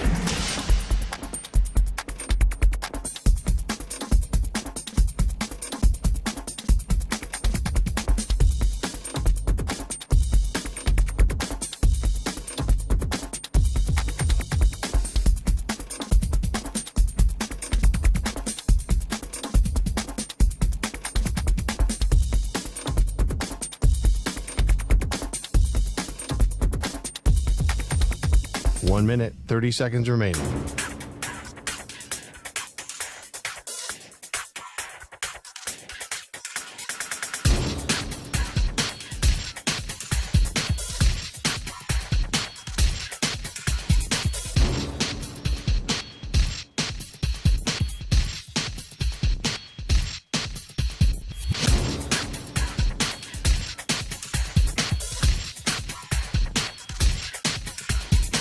1 minute remaining.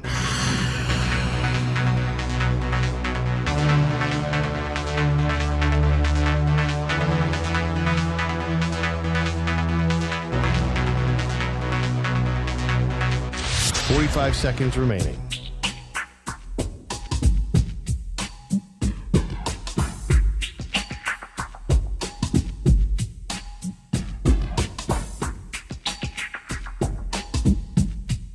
$30 seconds remaining.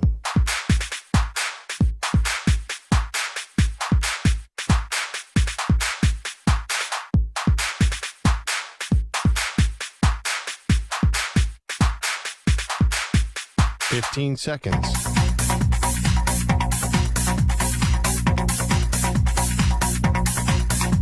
Break ends in 5 seconds.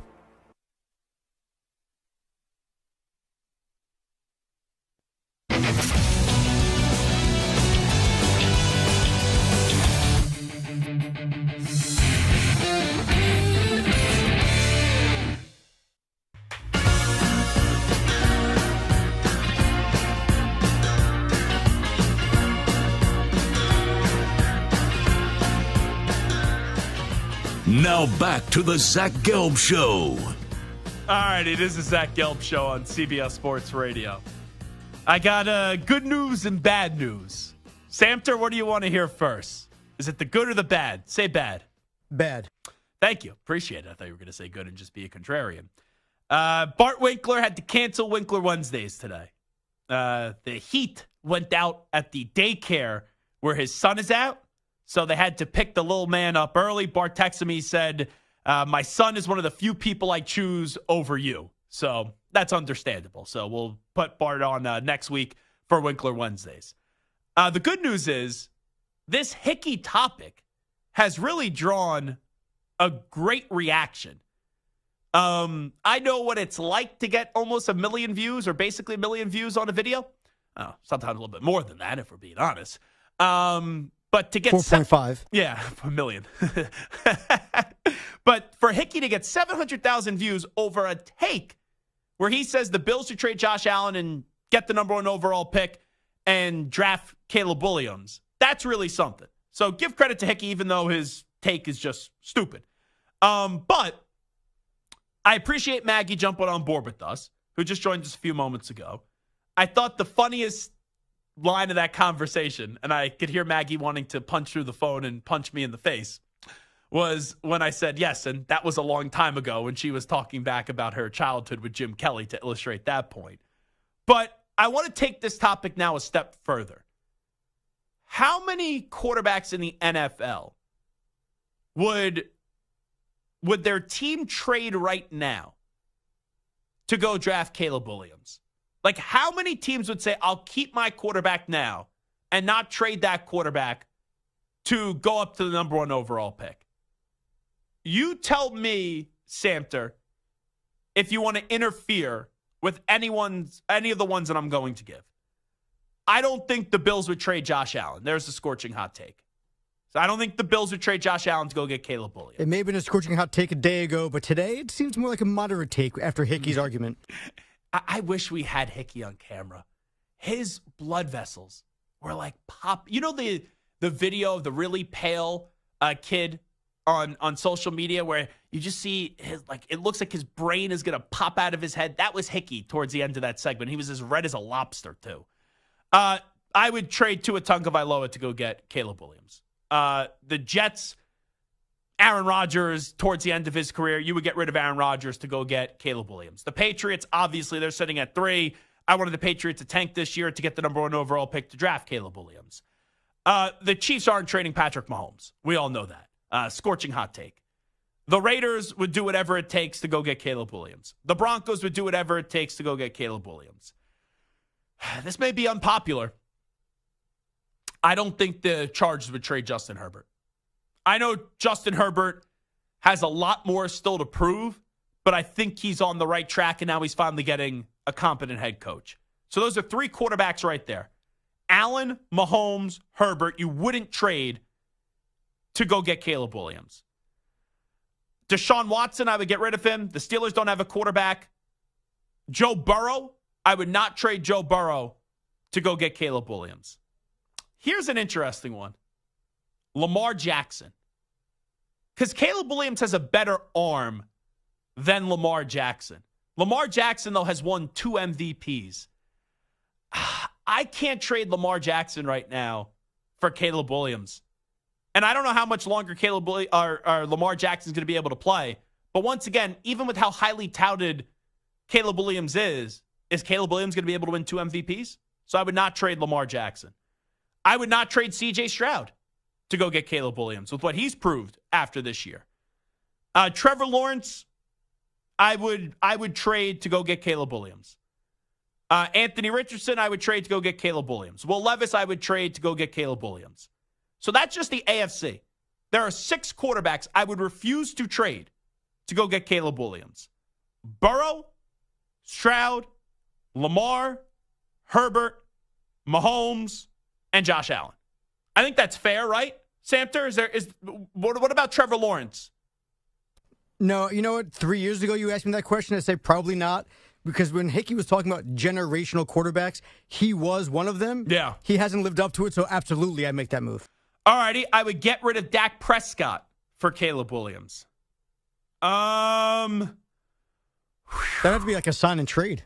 Here's the toughest one. Jalen Hurts. Jalen Hurts outplayed Patrick Mahomes in a Super Bowl. You know what? I think I would trade Jalen Hurts to go get Caleb Williams. I would. What are your thoughts on that? I could go either way on that, but I would lean more. I would bank on Caleb Williams long term than Jalen Hurts. I think I would do it also just based on the amount of money that Jalen Hurts is getting paid. To reset on a rookie deal. Yeah, because at the end of the day, it feels like Caleb Williams' ceiling feels higher than Jalen Hurts is. We've seen Jalen Hurts. We know that he can get better, but he regressed last year. So have we seen his ceiling, or is his ceiling still to come? I think there's enough questions after last year with the amount of money that Jalen Hurts is making. I mean, his dead cap number next year is $104 million. He's making $40 million next year, 42, 51, 51. Money-wise, I think that Caleb Williams might give you as good of a chance to succeed. Sure, but I can't use logic in this conversation in terms of you bring in money. I understand what you're saying, but then it has the unintended consequences of the dead cap where you would just be shooting yourself in the foot moving forward. If you traded Jalen Hurts. Yeah, that's a good point. With the dead cap, I think that it wouldn't even matter. So forget the money part of it. I actually don't know if there's a quarterback in the NFC that I would keep with the potential of Caleb. I just gave you 6 in the AFC. In the NFC, I would get rid of Dak. I'd get rid of Jalen Hurts. Giants, Daniel Jones, forget about it. The Commanders will love Caleb Williams. I'd rather have Caleb Williams than Brock Purdy. Matthew Stafford is a great quarterback, top 10 quarterback, but he's had a lot of injuries and he's up there in age. Geno Smith, forget about him. Kyler Murray, would get rid of Kyler Murray for Caleb Williams. Jared Goff, I get rid of him for Caleb Williams. Jordan Love, I know he had a good year down the stretch, but Caleb Williams has a higher upside than Jordan Love, who Jordan Love was really good down the stretch. I'm a big fan of Jordan Love. Kirk Cousins, forget about it. Justin Fields, well, they're going to get rid of him for Caleb Williams. Baker Mayfield with the Bucs, no. Derek Carr with the Saints, funny. The Falcons, they don't have a quarterback. Have you ever heard an owner, by the way, like Arthur Blank, just trashed the quarterback situation in the most polite way possible when he was on Radio Row with us? And he looked at his entire roster and he goes, the quarterback position just was not what we needed it to be. And it was our biggest detriment last year. And he was right about that. And Bryce Young, no offense to him, I think he could turn his career around, but I would rather have Caleb Williams. Look, that just shows you the difference in how many great names there are in the AFC compared to the NFC. The only one, or the only 2 quarterbacks that you really had to sit there and have a conversation about were Hurts and Love, if you would get rid of them for Caleb Williams. And I would get rid of both of them for Caleb Williams. But in the AFC, Samter, I just gave you 6 that you didn't say, I'm going to reject. You were on board with me. You keep Josh Allen. You're on board with me with obviously Mahomes, even Herbert, Lamar, C.J. Stroud, and Joe Burrow. C.J. Stroud's the only one that, like, Stroud and Lamar, I'd have the conversation. I think there's more of a conversation with Lamar than Stroud because Lamar, with the style of play and how much he runs, how much longer you think he's going to play, he's won 2 MVPs. But for C.J. Stroud, he just had one of the greatest rookie seasons we've ever seen. And it just shows you how nonsense a generational tag is. And I get it. C.J. Stroud went second in the draft. So it's not like he went 32nd like Lamar or he was Mr. Irrelevant like Brock Purdy. But a lot of people were down on C.J. Stroud. He still goes second. And right now everyone's saying, how big of a mistake it was by the Panthers to take Bryce Young. Isn't it crazy? Yeah, and listen, at the end of the day, when it came to quote-unquote generational talent, the 3 that I can really think of are Peyton Manning, Andrew Luck, and Trevor Lawrence. Those are the most recent 3 that I can remember. 2 of them panned out historically. Now, Andrew Luck retired early, but before he retired early, he was good. Right, not just good, he was great. He was on pace for Hall of Fame. He was on pace for potential all-time greatness. And then he retired early because of injuries, and we just never got to see him fully fulfill it. Trevor Lawrence hasn't lived up, but generally, generational talent, barring injury, seems to live up to it. Caleb Williams, as long as he's as good as people think he's going to be, like, it's really like as good as Stroud and Lamar are. Do you really have that faith? I don't know. I love Stroud. I think that he's going to duplicate it, but it's 1 year. So hard to really dictate. But also, what did Stroud really have around him this year?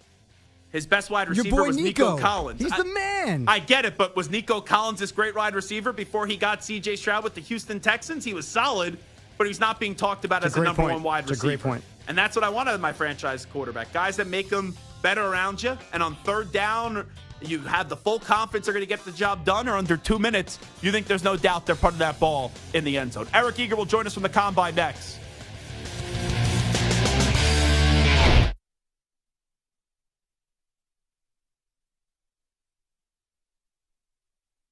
You're in a 5-minute break.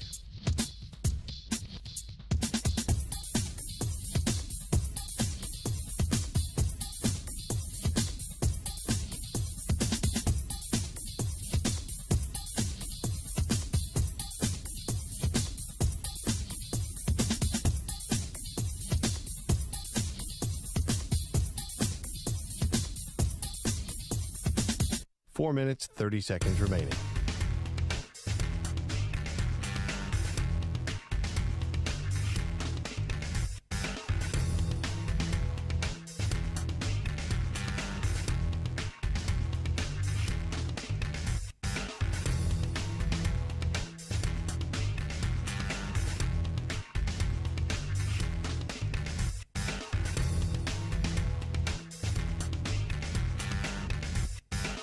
Four minutes remaining.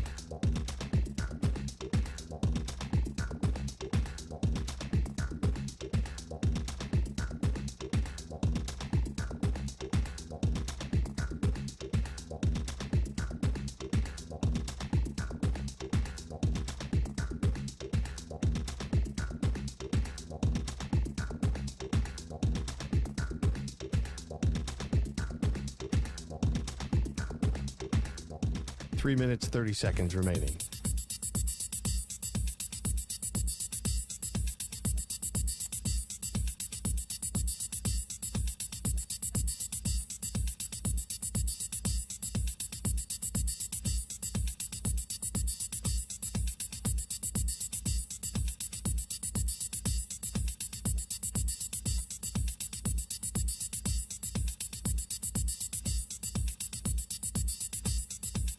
Three minutes remaining.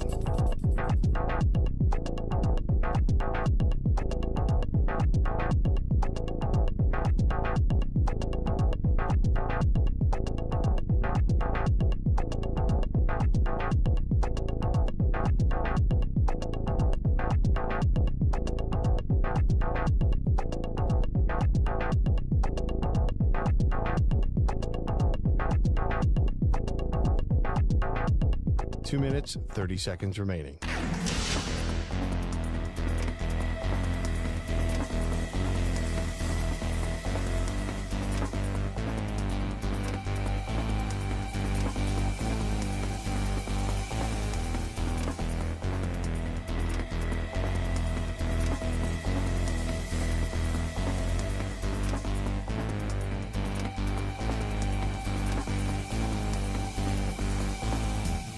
2 minutes remaining.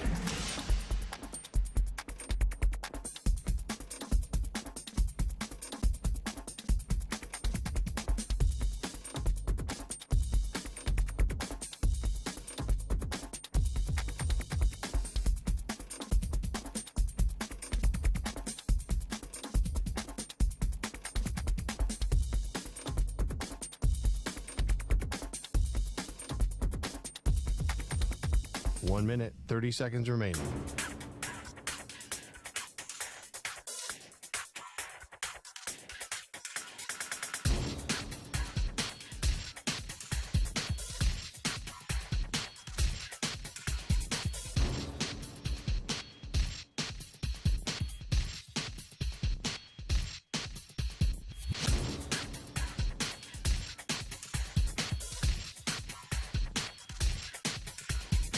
One minute remaining.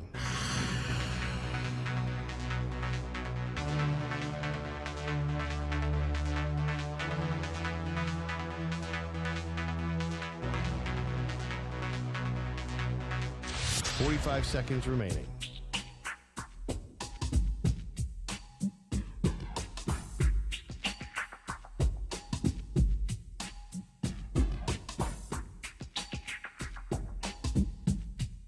Thirty seconds remaining.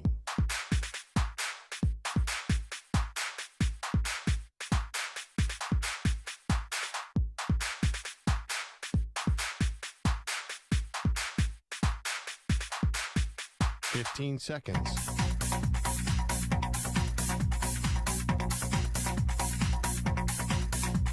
Break ends in 5 seconds.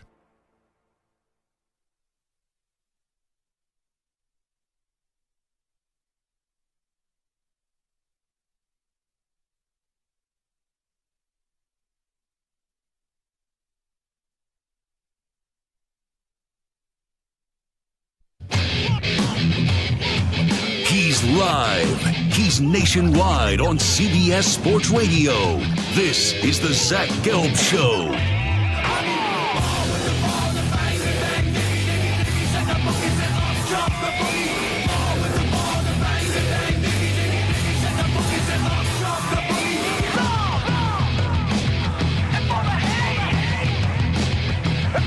Here's your host, Zach Gelb. And away we go, hour number 3 of our radio program. That's right, it is the Zach Gelb Show, coast to coast on CBS Sports Radio. Most of the NFL world right now is at the NFL Combine in Indianapolis. So let's head to Indy right now and welcome in Eric Eager, our pal, who is the VP of Sumer Sports. He's kind enough to jump on board with us once again on CBS Sports Radio. Eric, appreciate the time as always. How are you? Zach, I'm doing great. How about you? Well, I'm doing fantastic. So we've been having a big show today in regards to Caleb Williams. What is your view of Caleb Williams? We all hear him get called a generational talent. When you evaluate him, your evaluation of Caleb Williams is what? Yeah, I think that description is fair to an extent. I mean, I think that there are warts, for example, when you look at, the way that he handles pressure.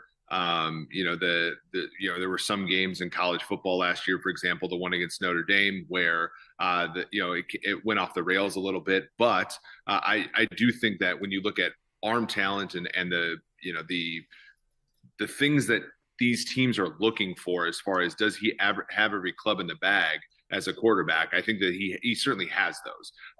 And so as far as going number one to Chicago, whoever trades up for that pick, I think he certainly has the goods. He's not foolproof. He's not bust-proof, but I do think he is certainly in that cluster of players who is in that like Trevor Lawrence kind of class. So you're there in Indianapolis. You hear a bunch of this chatter. I think it's a lock that the Bears are going to take Williams at 1 and trade Justin Fields. I know Peter King, the great Peter King, who just announced his retirement in one of his articles, his last article, I guess on Monday Morning Quarterback and Football Morning in America, said he believes, from what he's hearing, that the Bears are going to trade the number 1 pick and they're going to keep Fields. So do you think it's a lock right now that it's going to be Williams at 1 to Chicago? A lock, no. I think that Williams – so I think Williams is very, very likely to go first. If you look at the markets, it's like minus 1,000 that he'll go first. Do I think Washington could trade up to go get him? Possibly. Do I think that the Bears would be smart to move back to 2 and maybe consider Jaden Daniels or Drake May and still move on from Fields? Absolutely.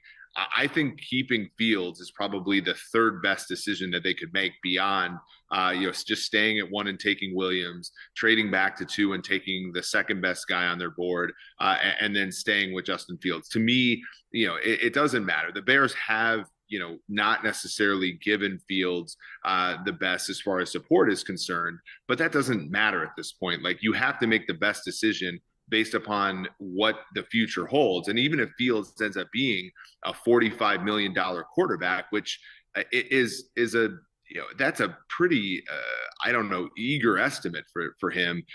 That's what they're going to have to pay him, because that's what Daniel Jones is making. So would you rather have a guy that's maybe a zero surplus quarterback over the next 4 or 5 years, or a guy, even if Caleb Williams ends up being a $35 million quarterback, he's going to make 10. And so you're going to be making 25 million surplus that you can go and go get another player like a Montez Sweat, or go get another player like a DJ Moore. Imagine adding another player to your stable like that to go and make sure that that player can have success. So much of what, we talk about with respect to Justin Fields, and before him, Mitch Trubisky, and before him, Jay Cutler, has been about support.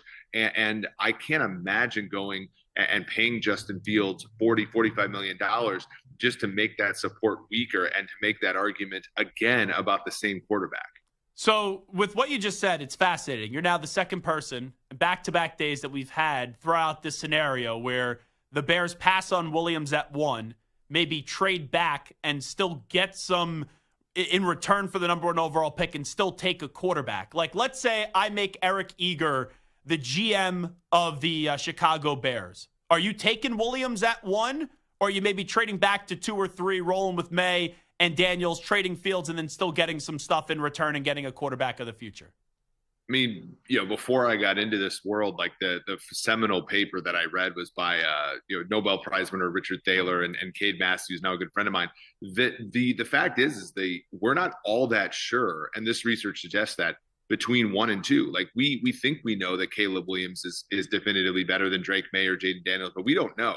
And the fact is that there's a team like Washington that's going to give you pick 40, a future 1, and maybe a veteran player for the right, or for that certainty. And you get to say, okay, I'm going to maybe take Drake May, who on average is maybe 10% worse than Caleb Williams, but I get in return a pick 40, a first-round pick next year, who, again, I could use that on a quarterback. At Drake May is a complete disaster, again, et cetera, et cetera. Like, that's the move that I make. I go to Washington and I say, look, like Cliff Kingsbury, Caleb Williams, I'm gonna dangle that in front of their faces and try to do that. And at some point, if you build up so much young talent around this quarterback with Sweat and with Moore and with all of these young players that they build up from the Panthers picks a season ago, it might not even matter that much, the difference between Caleb Williams and Drake May, because the talent around him is so vast. Eric Eager here with us. So you rank May in front of Jaden Daniels? I'm assuming just based off that answer, or do you put Daniels in front of May? It's close. Daniels, his production last year, that season that Daniels had at LSU, is the best season of any of these quarterbacks in the whole draft, including Williams' 2022 Heisman season. The problem with Daniels is there's a metric called pressure to sack ratio. Is basically how often you take pressures and convert them to sacks. And his measure is going to be the highest of any first-round quarterback that's ever been taken. And the stat that's really funny is, like, Patrick Mahomes, his mark is going to be coming out of Texas Tech was less than half of that, and his mark from college to pro is less than 0.1% different than it was Kansas City to Texas Tech. It's a very stable metric, and generally speaking, when a young quarterback comes into the league, he's coming into a league without a great offensive line. He's coming into a league, and the game is really sped up. I need to have a quarterback who can avoid pressure. And Drake May is not the best at it, but he's 6% better at it generally over the course of his career than Jaden Daniels was. So I'm going to break the tie with that statistic. I don't think that they're that far apart. I think that Daniels has a ton of ability, but he is going to have to break a statistical mold that not many quarterbacks have broken, including Justin Fields, who had many great accuracy statistics and a lot of other things going for him. But when he was at Ohio State, was very mediocre at converting pressures to sacks. Eric Eager here with us. He's at the Combine. Zach Gelb Show, CBS Sports Radio, does a great job, VP of Sumer Sports. So we know Williams, May, and Daniels will all be first-round picks. How many more quarterbacks do you think end up going in the first 32 picks? The other day, I said it will be 4. I think Michael Penix is better than J.J. McCarthy, but I don't think Penix will be a first-rounder because of the injury history, and I think McCarthy will find a way to fall in the first round. Yeah, I think that's sharp. I think by the time you look at the betting markets, they'll probably make the market 5.5. And historically, betting the under on that has always won. There's always that quarterback that sort of trails. Even in the year when, it was Lamar Jackson and Josh Rosen, the betting market was actually expecting Mason Rudolph to get into the back end of that first round. And it ended up Lamar Jackson barely getting in. So I think they'll put the market at about 5.5. And I think, J.J. McCarthy probably will get in, and then it'll probably be a Bo Nix, Michael Penix, and I think we'll both be surprised that a team is not going to be willing to go up and grab the fifth-year option on that player, because it's not worth as much now that the new CBA of 2020 makes that fifth-year option a lot more expensive. So I do agree that it's probably going to be out 4, and I would think it tops out at about 5. I don't think it's as deep of a class as people believe. So we had a big conversation the last hour. One of the producers around here, Ryan Hickey, who I know who used to be my old producer, he suggested that the Bills should trade Josh Allen to the Bears, and the Bears would give him the first overall pick in the draft and the 9th overall pick in the draft. He's getting dragged on Twitter for that suggestion. I understand why, and he should be dragged. But it elicited the conversation of how many quarterbacks are untouchable in a trade for the number 1 overall pick. I had 6. Josh Allen, Patrick Mahomes, obviously, Joe Burrow, C.J. Stroud, and I did still throw in there Lamar Jackson and Justin Herbert. How many quarterbacks do you think would be untouchable in a deal for the number 1 overall pick to go have Caleb Williams be your next quarterback? Yeah, throw the contracts out just because Justin Herbert's contract is not tradable, for example. And I think that that's the number I would go in. But one more name I would add. And maybe I wouldn't, but there's one name that's interesting. How close is Jordan Love to that conversation? He was one that we threw out there, and also Jalen Hurts, who outplayed Mahomes in a Super Bowl 2 years ago and then had a year this year down the stretch. Love, the reason I ended up going still with Williams is because as good as Love was down the stretch, I just think Williams has a higher upside. But you go back to the Jordan Love draft process, no one said he was Patrick Mahomes, but they were like, he could be 40 or 50% like Patrick Mahomes. And you know this, Caleb Williams is the closest prospect that we've had compared to Patrick Mahomes. So I just think as a prospect, Williams is like, not the right term to use here, on steroids compared to Jordan Love a little bit. Which just shows you the uncertainty of this whole process. Yeah. Jordan Love is a mid-20s pick. Patrick Mahomes, the 10th pick, picked 8 picks after Mitch Trubisky. Like, we're talking about, of course, the first overall pick as if, he's some certain thing. And yet the guys we're all talking about in the pros, it's like Patrick Mahomes is 10th overall pick. Josh Allen's a 7th. Justin Herbert's a 6th. Lamar Jackson's the 32nd, et cetera, et cetera. It's so funny. And again, if you're thinking about, whether or not the Bears should trade pick number 1, I think that is more evidence that maybe you should consider the best quarterback in a draft is not always the first one that's taken. And the craziest part too is I don't even think Caleb Williams is the best player in this draft. Like, I think Marvin Harrison Jr. is the safest thing in this draft. And if I had to put my money on one player being a Hall of Famer from this draft, it's Marvin Harrison Jr. for me, and it's not even close.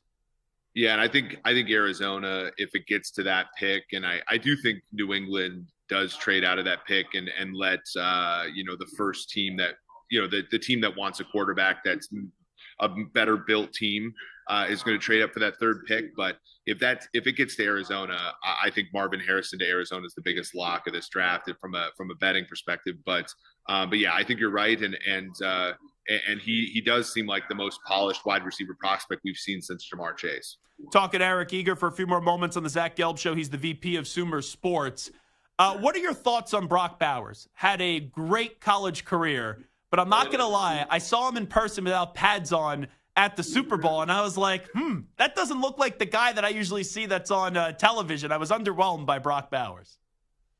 Yeah, and I think that's the biggest part of the combine now, that not a lot of guys do the 3-cone and not a lot of guys bench and all that. Like, I just want to heighten a weight on a guy now. Like, if he's 6'1" 3/4, and I know you're in the Northeast. Like, if he's Garrett Mills size, like, are we talking about a guy that's going to be picked in the top 10? And with Kyle Pitts, the situation with him a few years ago, where he was generational, but he hasn't really lived up to it. And the history of first round tight ends, let alone top 10 tight ends, being what it is. I think if he slips past the Chargers at 5. Like, I don't know who's going to trade up and actually take him. So it's going to be an interesting one. I could see, as far as ranges in this draft, other than, a guy like Pete Penix or another guy like Bo Nix and J.J. McCarthy, like, I think of the position players, he has the widest range. I think he could go from 5 all the way down to like 18 in this draft, come April. So wide receivers, we know Rome Odunze is highly touted. You just heard what I had to say about Marvin Harrison Jr., Neighbors is also a big prospect as well. But everyone keeps telling me how deep this wide receiver draft class is. After those 3 guys, who are some of the other guys that you are really inclined to maybe use an earlier pick on in the NFL draft? Yeah, McConkey out of Georgia is an interesting one. The Georgia receivers haven't always done. I mean, Pickens did okay. He's had his ups and downs. McCole Hardman was not necessarily, I know he caught the game-winning touchdown in the Super Bowl, but he wasn't necessarily the greatest for Kansas City. But McConkey has a lot of traits that I think are different than some of the guys that have come out of Georgia in the past. I know my former colleague, Mike Renner, just came out with an interesting comp for him. And I think that, it's going to be, interesting, near the back end of the draft there. But I've sort of, enjoyed what I saw out of his tape, and his analytics have looked pretty good. Right now, it looks like he's being mocked kind of in that 30 to 35 range. So depending upon, whether you are a team like Kansas City that wants to shore up a receiving core that kind of held them back and made it difficult for them to win the Super Bowl, or you're a team like Carolina who that's going to be your first pick at 33. It's going to be interesting to see where he lands. And for him, I know for McConkey, it's going to be, he's probably praying it's the former and not the latter. So I got 2 more for you. Russell Wilson and then Justin Fields. Where are they playing next year, in your opinion? Where would you like to see them play next year? Well, I think with Wilson, it's really interesting because does he swallow his pride and go to Minnesota on a 1-year, like, minimum value deal, stick it to Denver? Because, any deal that he takes is going to offset with Denver. And so if he goes somewhere on a minimum, deal, he's still going to get all of his money from Denver. And then he's going to benefit the team that he goes to on a minimum value contract. So if he goes to Minnesota, plays with Justin Jefferson, maybe he could look really good.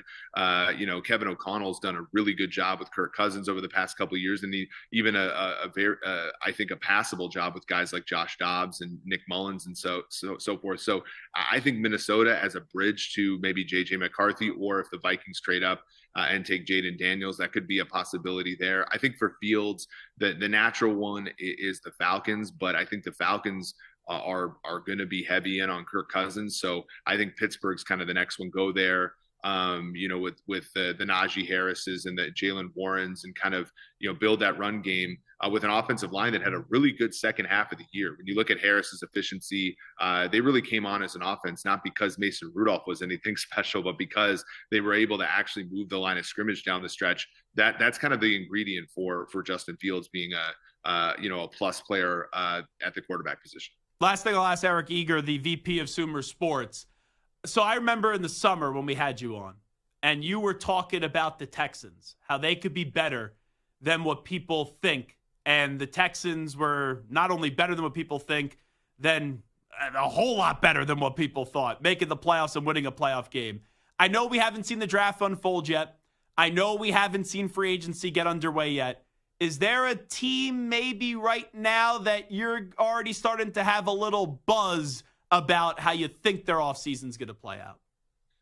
I think you have to look at Arizona, and I'm maybe going to be a little bit more long-term there, but you have 13 picks. You have a decent amount of draft capital. I think that could be the Marvin Harrison. You get him in the building. Already have Kyler Murray.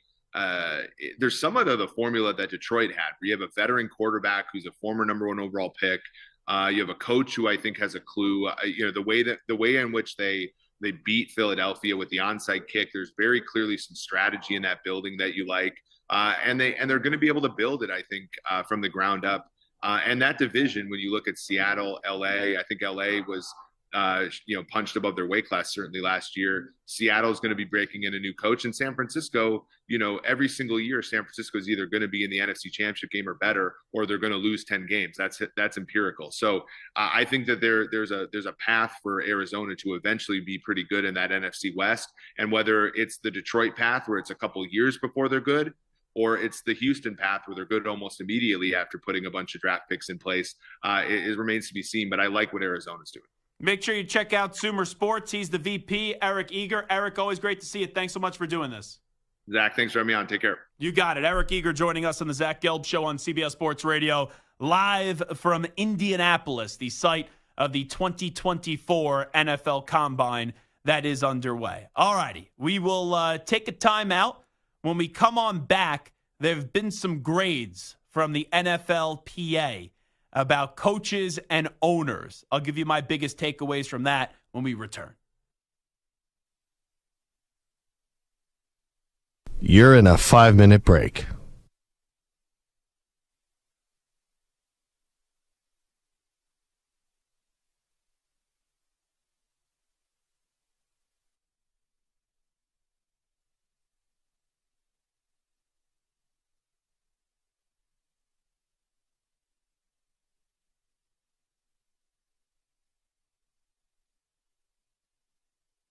Four minutes, 30 seconds remaining.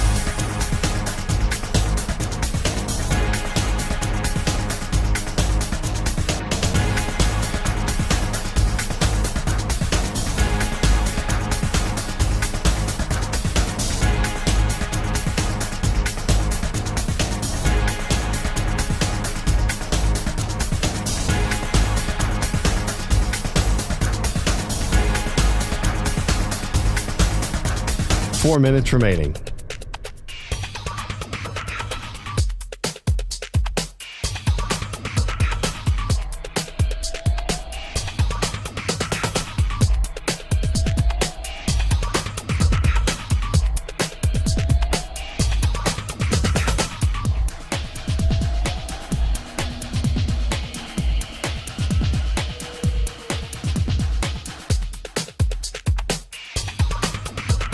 Three minutes, 30 seconds remaining.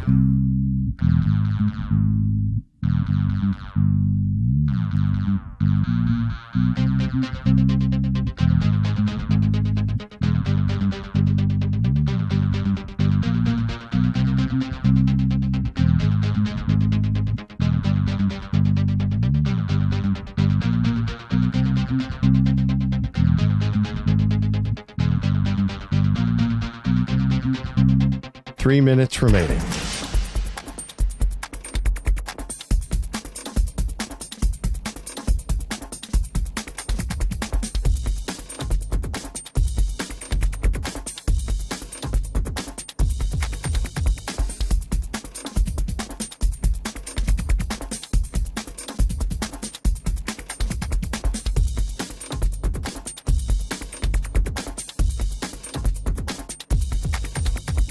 Two minutes, 30 seconds remaining.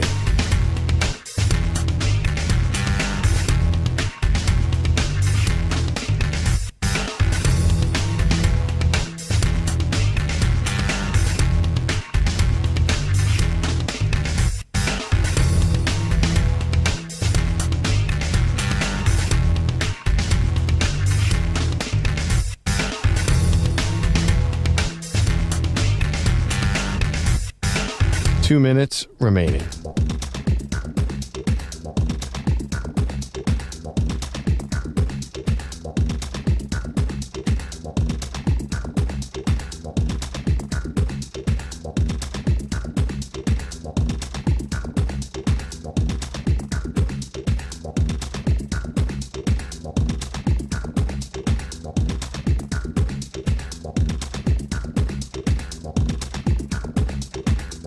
1 minute, 30 seconds remaining.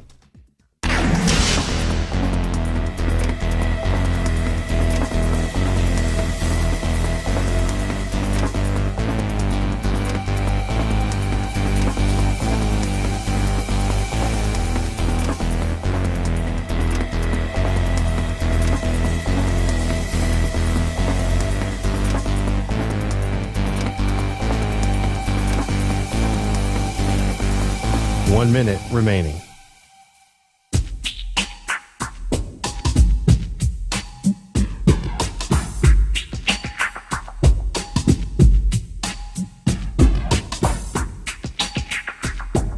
Forty-five seconds remaining.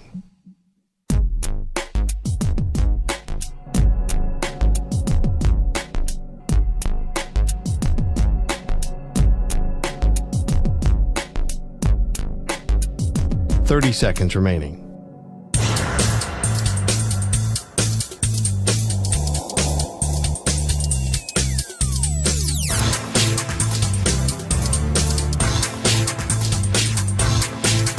Fifteen seconds.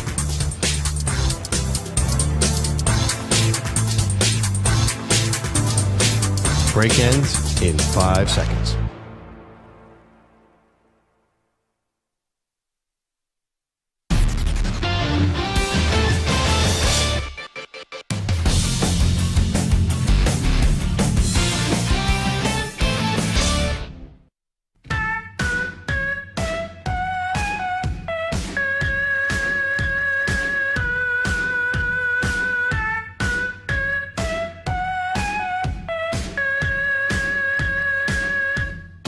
Now back to the Zach Gelb Show. Zach Gelb Show, CBS Sports Radio. So this is the last show for me this week. Off Thursday, Friday, heading to Puerto Rico tomorrow, early in the morning. So there will be no Zach Gelb Show PSA tomorrow. Can I just give you my PSA, though, what it would have been? I'm going to do that right now, Samter. I think you're going to find this one to be funny because it comes at the expense of your boy. Last night, went out for dinner, and I'm walking out of the restaurant, and right outside the restaurant, very good restaurant, very good meal, I stepped in dog poop. And it wasn't just like a little dog poop. This was a lot of dog poop. If you have a dog, and it would be one thing if this was like a Tootsie Roll size poop and you leave it on the sidewalk.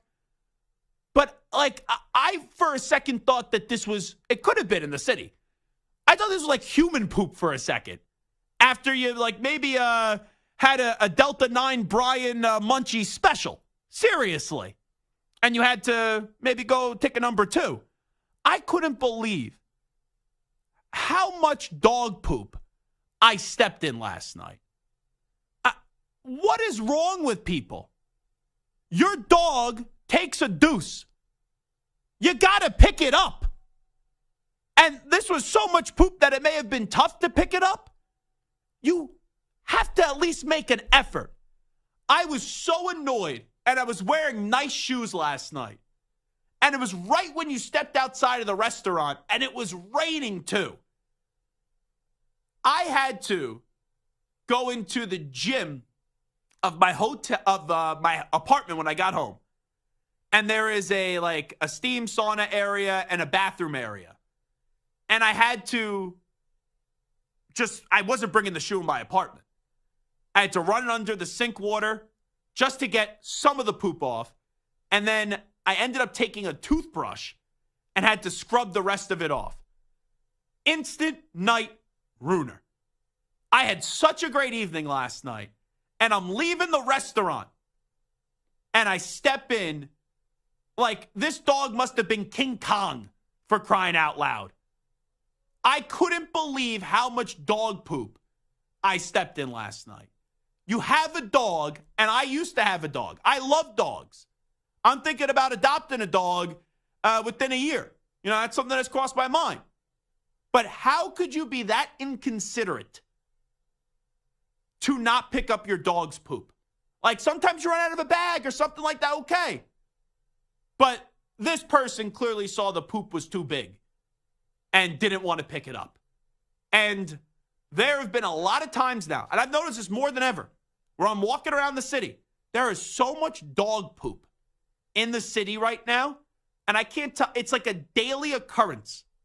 And not just once, like multiple times a day, where I'm able to evade the dog poop, and you come very close to stepping on it, and then you just step right over it. But last night, unfortunately, the dog poop got the best of me. Ruined my night. As a dog owner, there's few things that upset me more than irresponsible dog owners. And you have a small dog, right? Yeah. I'm telling you, I've seen a photo of your dog.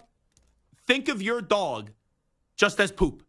That's how big the poop was last night on the streets of New York City. I'm just going to tell you this. One, if you get a big dog, you're prepared for them having big poop. Sure. So that's not an excuse of like, oh, there's a lot of poop. They're used to picking up a lot of poop, and if they're not doing it, I'm seeing it all over the streets too. It's unacceptable. Gross. Sometimes it'll be like in a flower bed where there's more like soil around, and so it's a little bit more acceptable, but then my dog goes into the poop, and then my dog steps in it, then I step in it when I'm going to pick up my own dog's poop. So I'm all about just, you have to pick up your dog's poop no matter what. It is unacceptable, especially on the concrete. What I will tell you is this. Wait, hold on. Are you about to give me a butt on dog poop? Are you about to make this my fault somehow? No. Okay, good. No. Because I would say I was just going to walk off set and you host the show for the next 30 minutes. I'm going to be much worse than that. Uh-oh. I can just tell you from visual confirmation and experience, it's not always from a dog. Oh, no. Trust me. I thought that this could have been from a human last night. Yeah. So I have seen that around the city enough, either in person or via security camera or whatever. But here's why I think it was a dog. It was right in front of the restaurant. And this is a nice restaurant. If a person walked over there and unzipped their pants and took a number 2 in front of the restaurant, I think we would have seen it. I think someone would have seen it. There's a maitre d' standing right there in front of the window of the restaurant. This was definitely dog. It may not have been. I really hope it was. And if it was, that's my first addendum to this conversation, but if it was a dog, it's unacceptable. They should be prosecuted by the law. I'm not talking about getting them a ticket. I'm talking about arresting them, putting the dog in a temporary, hotel for dogs. It's not the dog's fault. Not the dog's fault. No, put the dog. Forget about not a shelter, owner. not a cage. We should have dog hotels around the city. And whenever a dog's owner doesn't pick up their poop, the dog goes to the hotel, lives a lap of luxury while the owner suffers in prison for a few days, and then the owner learns their lesson, picks the dog up, and has to deal with it the next time. And clean my shoes. Yeah, and they should be responsible for the bill of cleaning your shoes. I want new shoes. There it is. I'm in. It was disgusting. Yeah, as a dog owner, irresponsible dog owners drive me crazy, especially in the city. Ack, have you realized this? You've been a long-time city liver here in New York City. Have you realized more dog poop these days on the streets? No. Really? No. You must not get out a lot. I don't. There is a high increase of dog poop. And He's also not in Manhattan. Line forms to the left. Oh, Act. You're not in Manhattan, Ack? I'm not in Manhattan. Oh, okay. I'm in Brooklyn. Gotcha. So I don't see it either place. So well, maybe I need to move to Brooklyn then. Yeah, there because you go. A tree grows in Brooklyn. In Manhattan. Plenty of places for the dogs to go. It is just disgusting. The one thing I will say is around 345 Hudson, where we are. It is a good area. It is a good area, and I've walked my dog and seen a lot of people walking their dogs in this area. Mm-hmm. And they're very good about cleaning up after themselves. So ACT probably is not witnessing what you and I are seeing on a daily basis. And I live in Financial District, which is a good area. It's not, you see it there. Last night I was in Midtown, though. Like where you live, Samter, you're in Kips Bay? Yeah, it's like Kips Bay. It's a very residential part of the city. Yeah, and there are some younger people in that area. Very young area. So oftentimes, if you tell me, it's not the young people who aren't picking up. It's the older people who aren't picking up. Oh, really? Yeah, I've noticed it. I've witnessed it multiple times, and I yell at people. Like if I see it, I don't walk by quietly. I walk right up to them, and I and sometimes I'll hand them a bag, and I'll say, "Pick up your damn dog's poop," and I won't say poop. I'll say other things. You'll say, but I get right in their face because there's no excuse, right? The only excuse is, I can't. For me, if I ever am without a bag, I look for a leaf. I look for a napkin. I look for something. I'll find another dog owner and ask them for a bag. So there's really no excuse, but at least if you forget that you don't have your bag on you and you're like, crap, I don't know what else to do. Well, there's no excuse because, like, when you go to the bathroom, you make sure that there's toilet paper in the roll. Yes, however, we've all been in the situation where you sit down and, oops, there's nothing there. I've had a situation where I walked out with a bag and the bag fell out of my pocket, and here I'm. Or sometimes I pick up the poop after my dog and he goes for number two. So now I'm out of bags, and I'm like, well, I wasn't expecting this, so now I'm kind of scrambling. But I always make sure it's picked up, even if I have to find a napkin on the street or use something or walk to a restaurant and get a bag or something, but I always pick it up. Yeah, no. Last night was a rough night, and it's one of my nicer pair of shoes, and walked right out of the restaurant. Luckily, it comes off.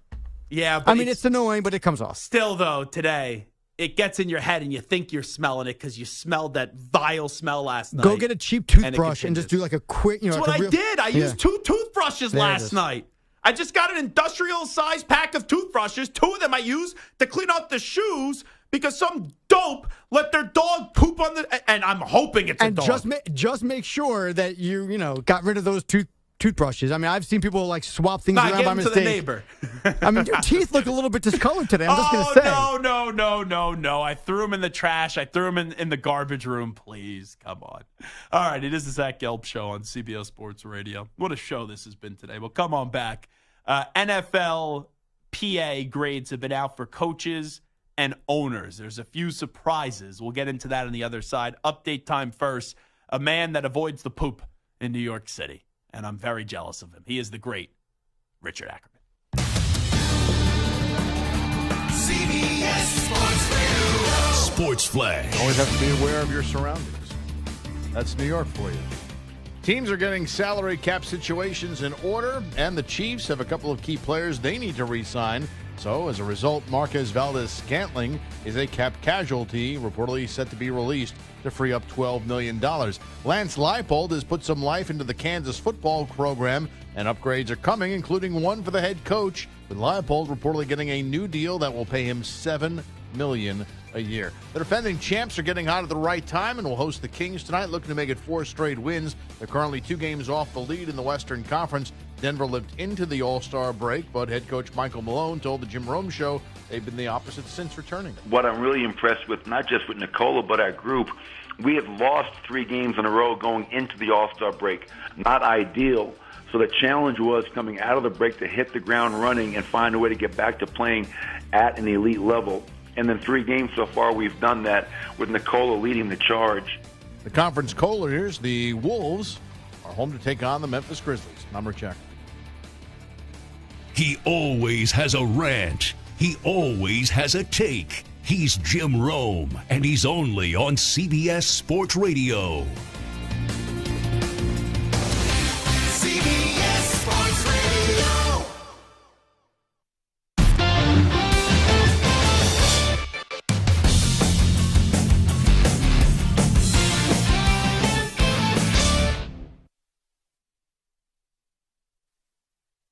You're in a 5-minute break.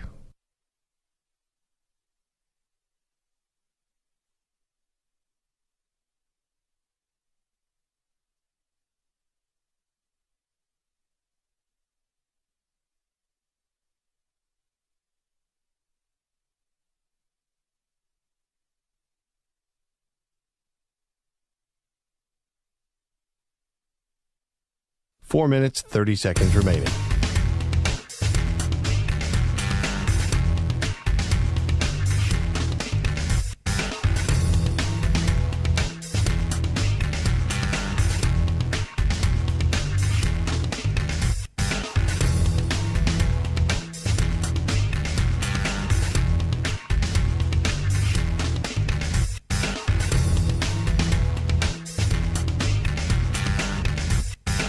Four minutes remaining.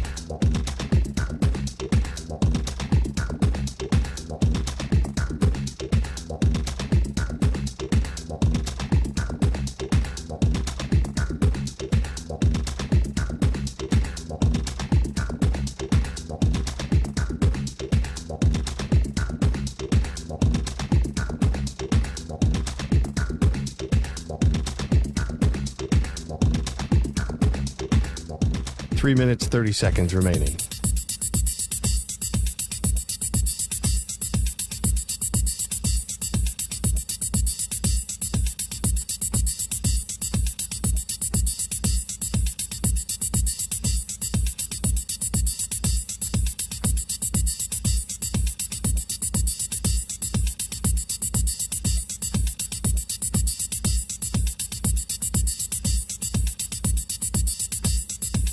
Three minutes remaining.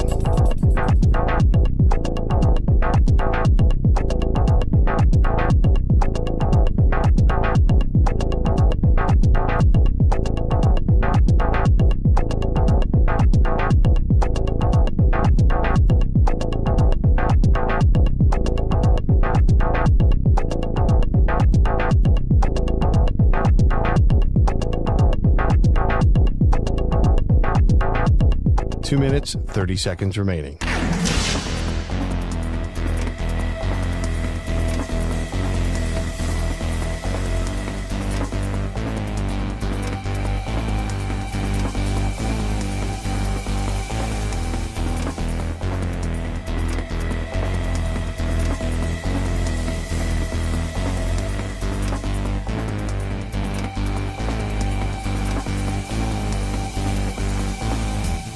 Two minutes remaining.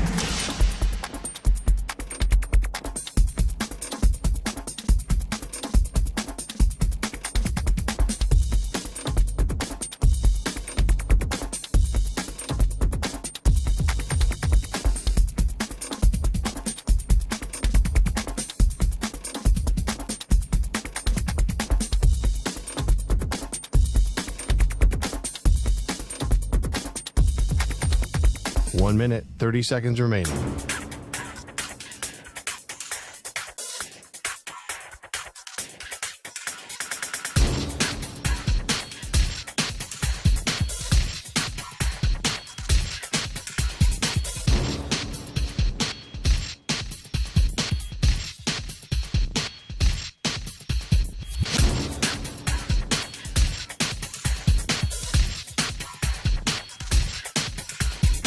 One minute remaining.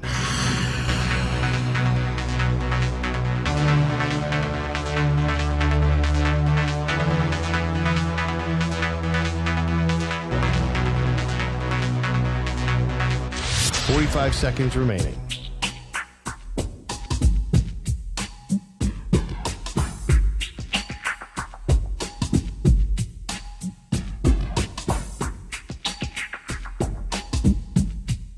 Thirty seconds remaining.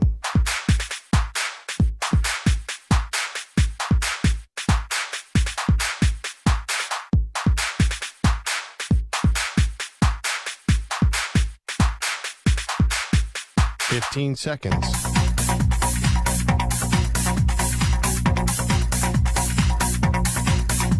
Break ends in 5 seconds.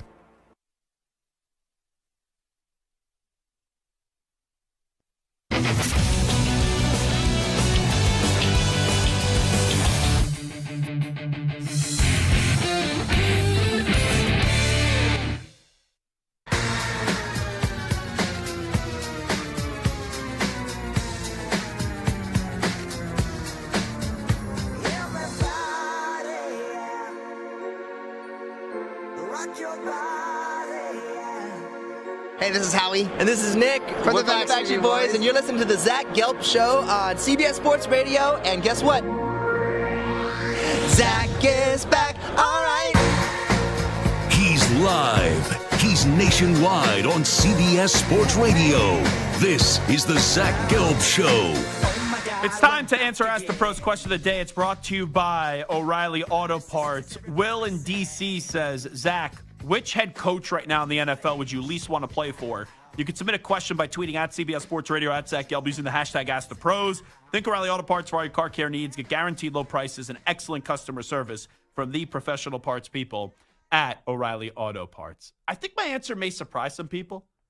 The coach that I would least want to play for right now is actually Robert Saleh. I'm talking about active NFL head coaches, not people that just got fired. Robert Saleh has no control over his locker room right now. Like, it would be one thing to say, oh, maybe that's why you would want to play for him because it's easy. And Robert Saleh does everything for the players. But if I'm trying to win, and that would be my objective, I don't think Robert Saleh can be a head coach of a winning football team. And I'm not saying that we can't live in a world where you have a player-friendly coach, because you can. But you can't be a doormat. Like Dan Campbell's player-friendly, he's not a doormat. DeMeco Ryans, player-friendly, not a doormat. Robert Saleh is a doormat. And even though that could be appealing to a player because you could walk all over your coach, that doesn't create a winning environment. So I wouldn't want to play for Robert Saleh. So the NFLPA had their, I guess this is their second annual coaching and owner survey. And these are from coaches and owners from this past season. So the A-plus coaches were Andy Reid, Dan Campbell, and Kevin O'Connell. And Andy Reid, great coach. Dan Campbell, great coach. Kevin O'Connell is player-friendly. And you could really understand that the players respect him. I know they didn't have a good season this year, but they had Justin Jefferson hurt and they had Kirk Cousins hurt as well. I was a little bit surprised by the A list here. Sean McDermott. There was a lot of controversy there this past year. But I guess Sean McDermott didn't lose that locker room. Zach Taylor, not surprising. Samter, here's one that's surprising. Mike McCarthy. And now, if you're highly graded by the players, I do wonder if that's sometimes a bad thing. Like, for Andy Reid and Dan Campbell, it's a good thing, right? They have the results. But this was another year where a Mike McCarthy team wasn't prepared for a playoff game. Like, how much of this list has to be taken with a grain of salt? Because if you are a little bit tough and you run a tighter ship, that may not result in the best grade here because it's not necessarily the most player-friendly environment. So just because the coach is really highly graded here, Samter, I don't always know if that's a good thing. For Mike McCarthy to be in the A-list here, I don't think that's a good sign necessarily. I mean, I think the way that these coaches are viewed by the players and how they're viewed by us is just it. I think this is very telling. Mm-hmm. We wonder why Mike McCarthy keeps getting chance after chance after chance after chance, and maybe this is why.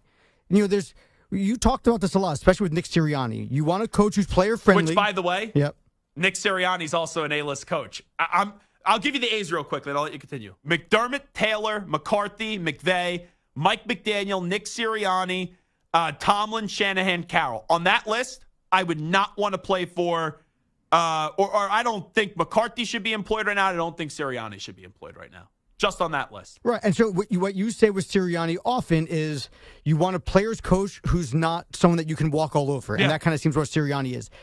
I don't think that McCarthy gets walked over, at least not by the players. He probably gets walked over by the Joneses, for sure. But he seems like a guy who players respect and like. Whether we as the media like him or respect him or think he's a good enough coach. McCarthy is a likable guy. He's a man's man. Yeah, but there's a difference between liked and respected, right? Like, Sean Payton is probably respected because he's won a title. I don't think he's liked by a lot of people. Fair. Right? I'll say this. I think McCarthy is well-liked and well-respected in that locker room. I think that's all you can ask for as a coach. Nick Sirianni, I think, is well-liked. I don't know if he is respected. 100%. Because there was no order in that locker room. None. 100%. And that's why I think Mike McCarthy keeps getting shots, because they have all these exit meetings every year, and I'm sure the players are like, dude, he's awesome. And you're getting results. They're just not winning in the playoffs. So that's why McCarthy is still around, because he's a player's coach who's respected by the players. And that, outside of just winning games, that's the most important thing as a coach. Be liked, be respected, and win. Now, A-minuses. Jonathan Gannon, Sean Payton, which is surprising what we just said, Brian Daboll, Doug Peterson, Shane Steichen, Frank Reich, DeMeco Ryans. Frank Reich got fired in season first year on a job. And he ranks at A-. You know what that shows me? David Tepper's a disaster. An absolute disaster. The players could vote the coach as an A-. He gets fired first year on the job. I'll have to look where Tepper did rank. I'll do that in just a second. B+ coaches. Harbaugh, LaFleur, Vrabel. I think all three are excellent coaches. B coaches. Eberflus, Brandon Staley and Robert Saleh. Oh, who wants to play for Saleh and Staley? B-, Stefanski, who I like, Belichick, Dennis Allen, Todd Bowles. Now, I think when this story was first put out there, everyone's like, oh, Belichick got a B-. That's pretty damn good. But look how many coaches I've listed before we got to B-. 1, 2, 3, 4, 5, 6, 7, 8, 9, 10, 11, 12, 13, 14, 15, 16, 17, 18, 19, 20, 21, 22, 23, 24, 25, 26, 27. That's 27 coaches before we get to B-. That's wild. That's a lot of coaches. Arthur Smith was a C+. Ron Rivera was a C. You want to know who was the lowest rated coach? Josh McDaniels, to no surprise. Now, let me give you owners here. The A+ owners were the Dolphins and Vikings. So Vikings, highest rated owner, level, highest rated coaches.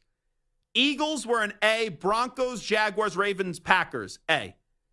Bills were an A-, Niners were an A-, Arthur Blank, A-. B+. Look how quickly the Texans have turned things around. The Texans are now B+. New York with the Giants, Chicago, New Orleans, the Raiders, and Tennessee. B, Jerry Jones, the Browns, and the Commanders. B-, Lions and Jets. C+, Bengals, Rams, Seahawks, Chargers. The Colts were a C. This is one that's surprising, Samter. Robert Kraft, a D+.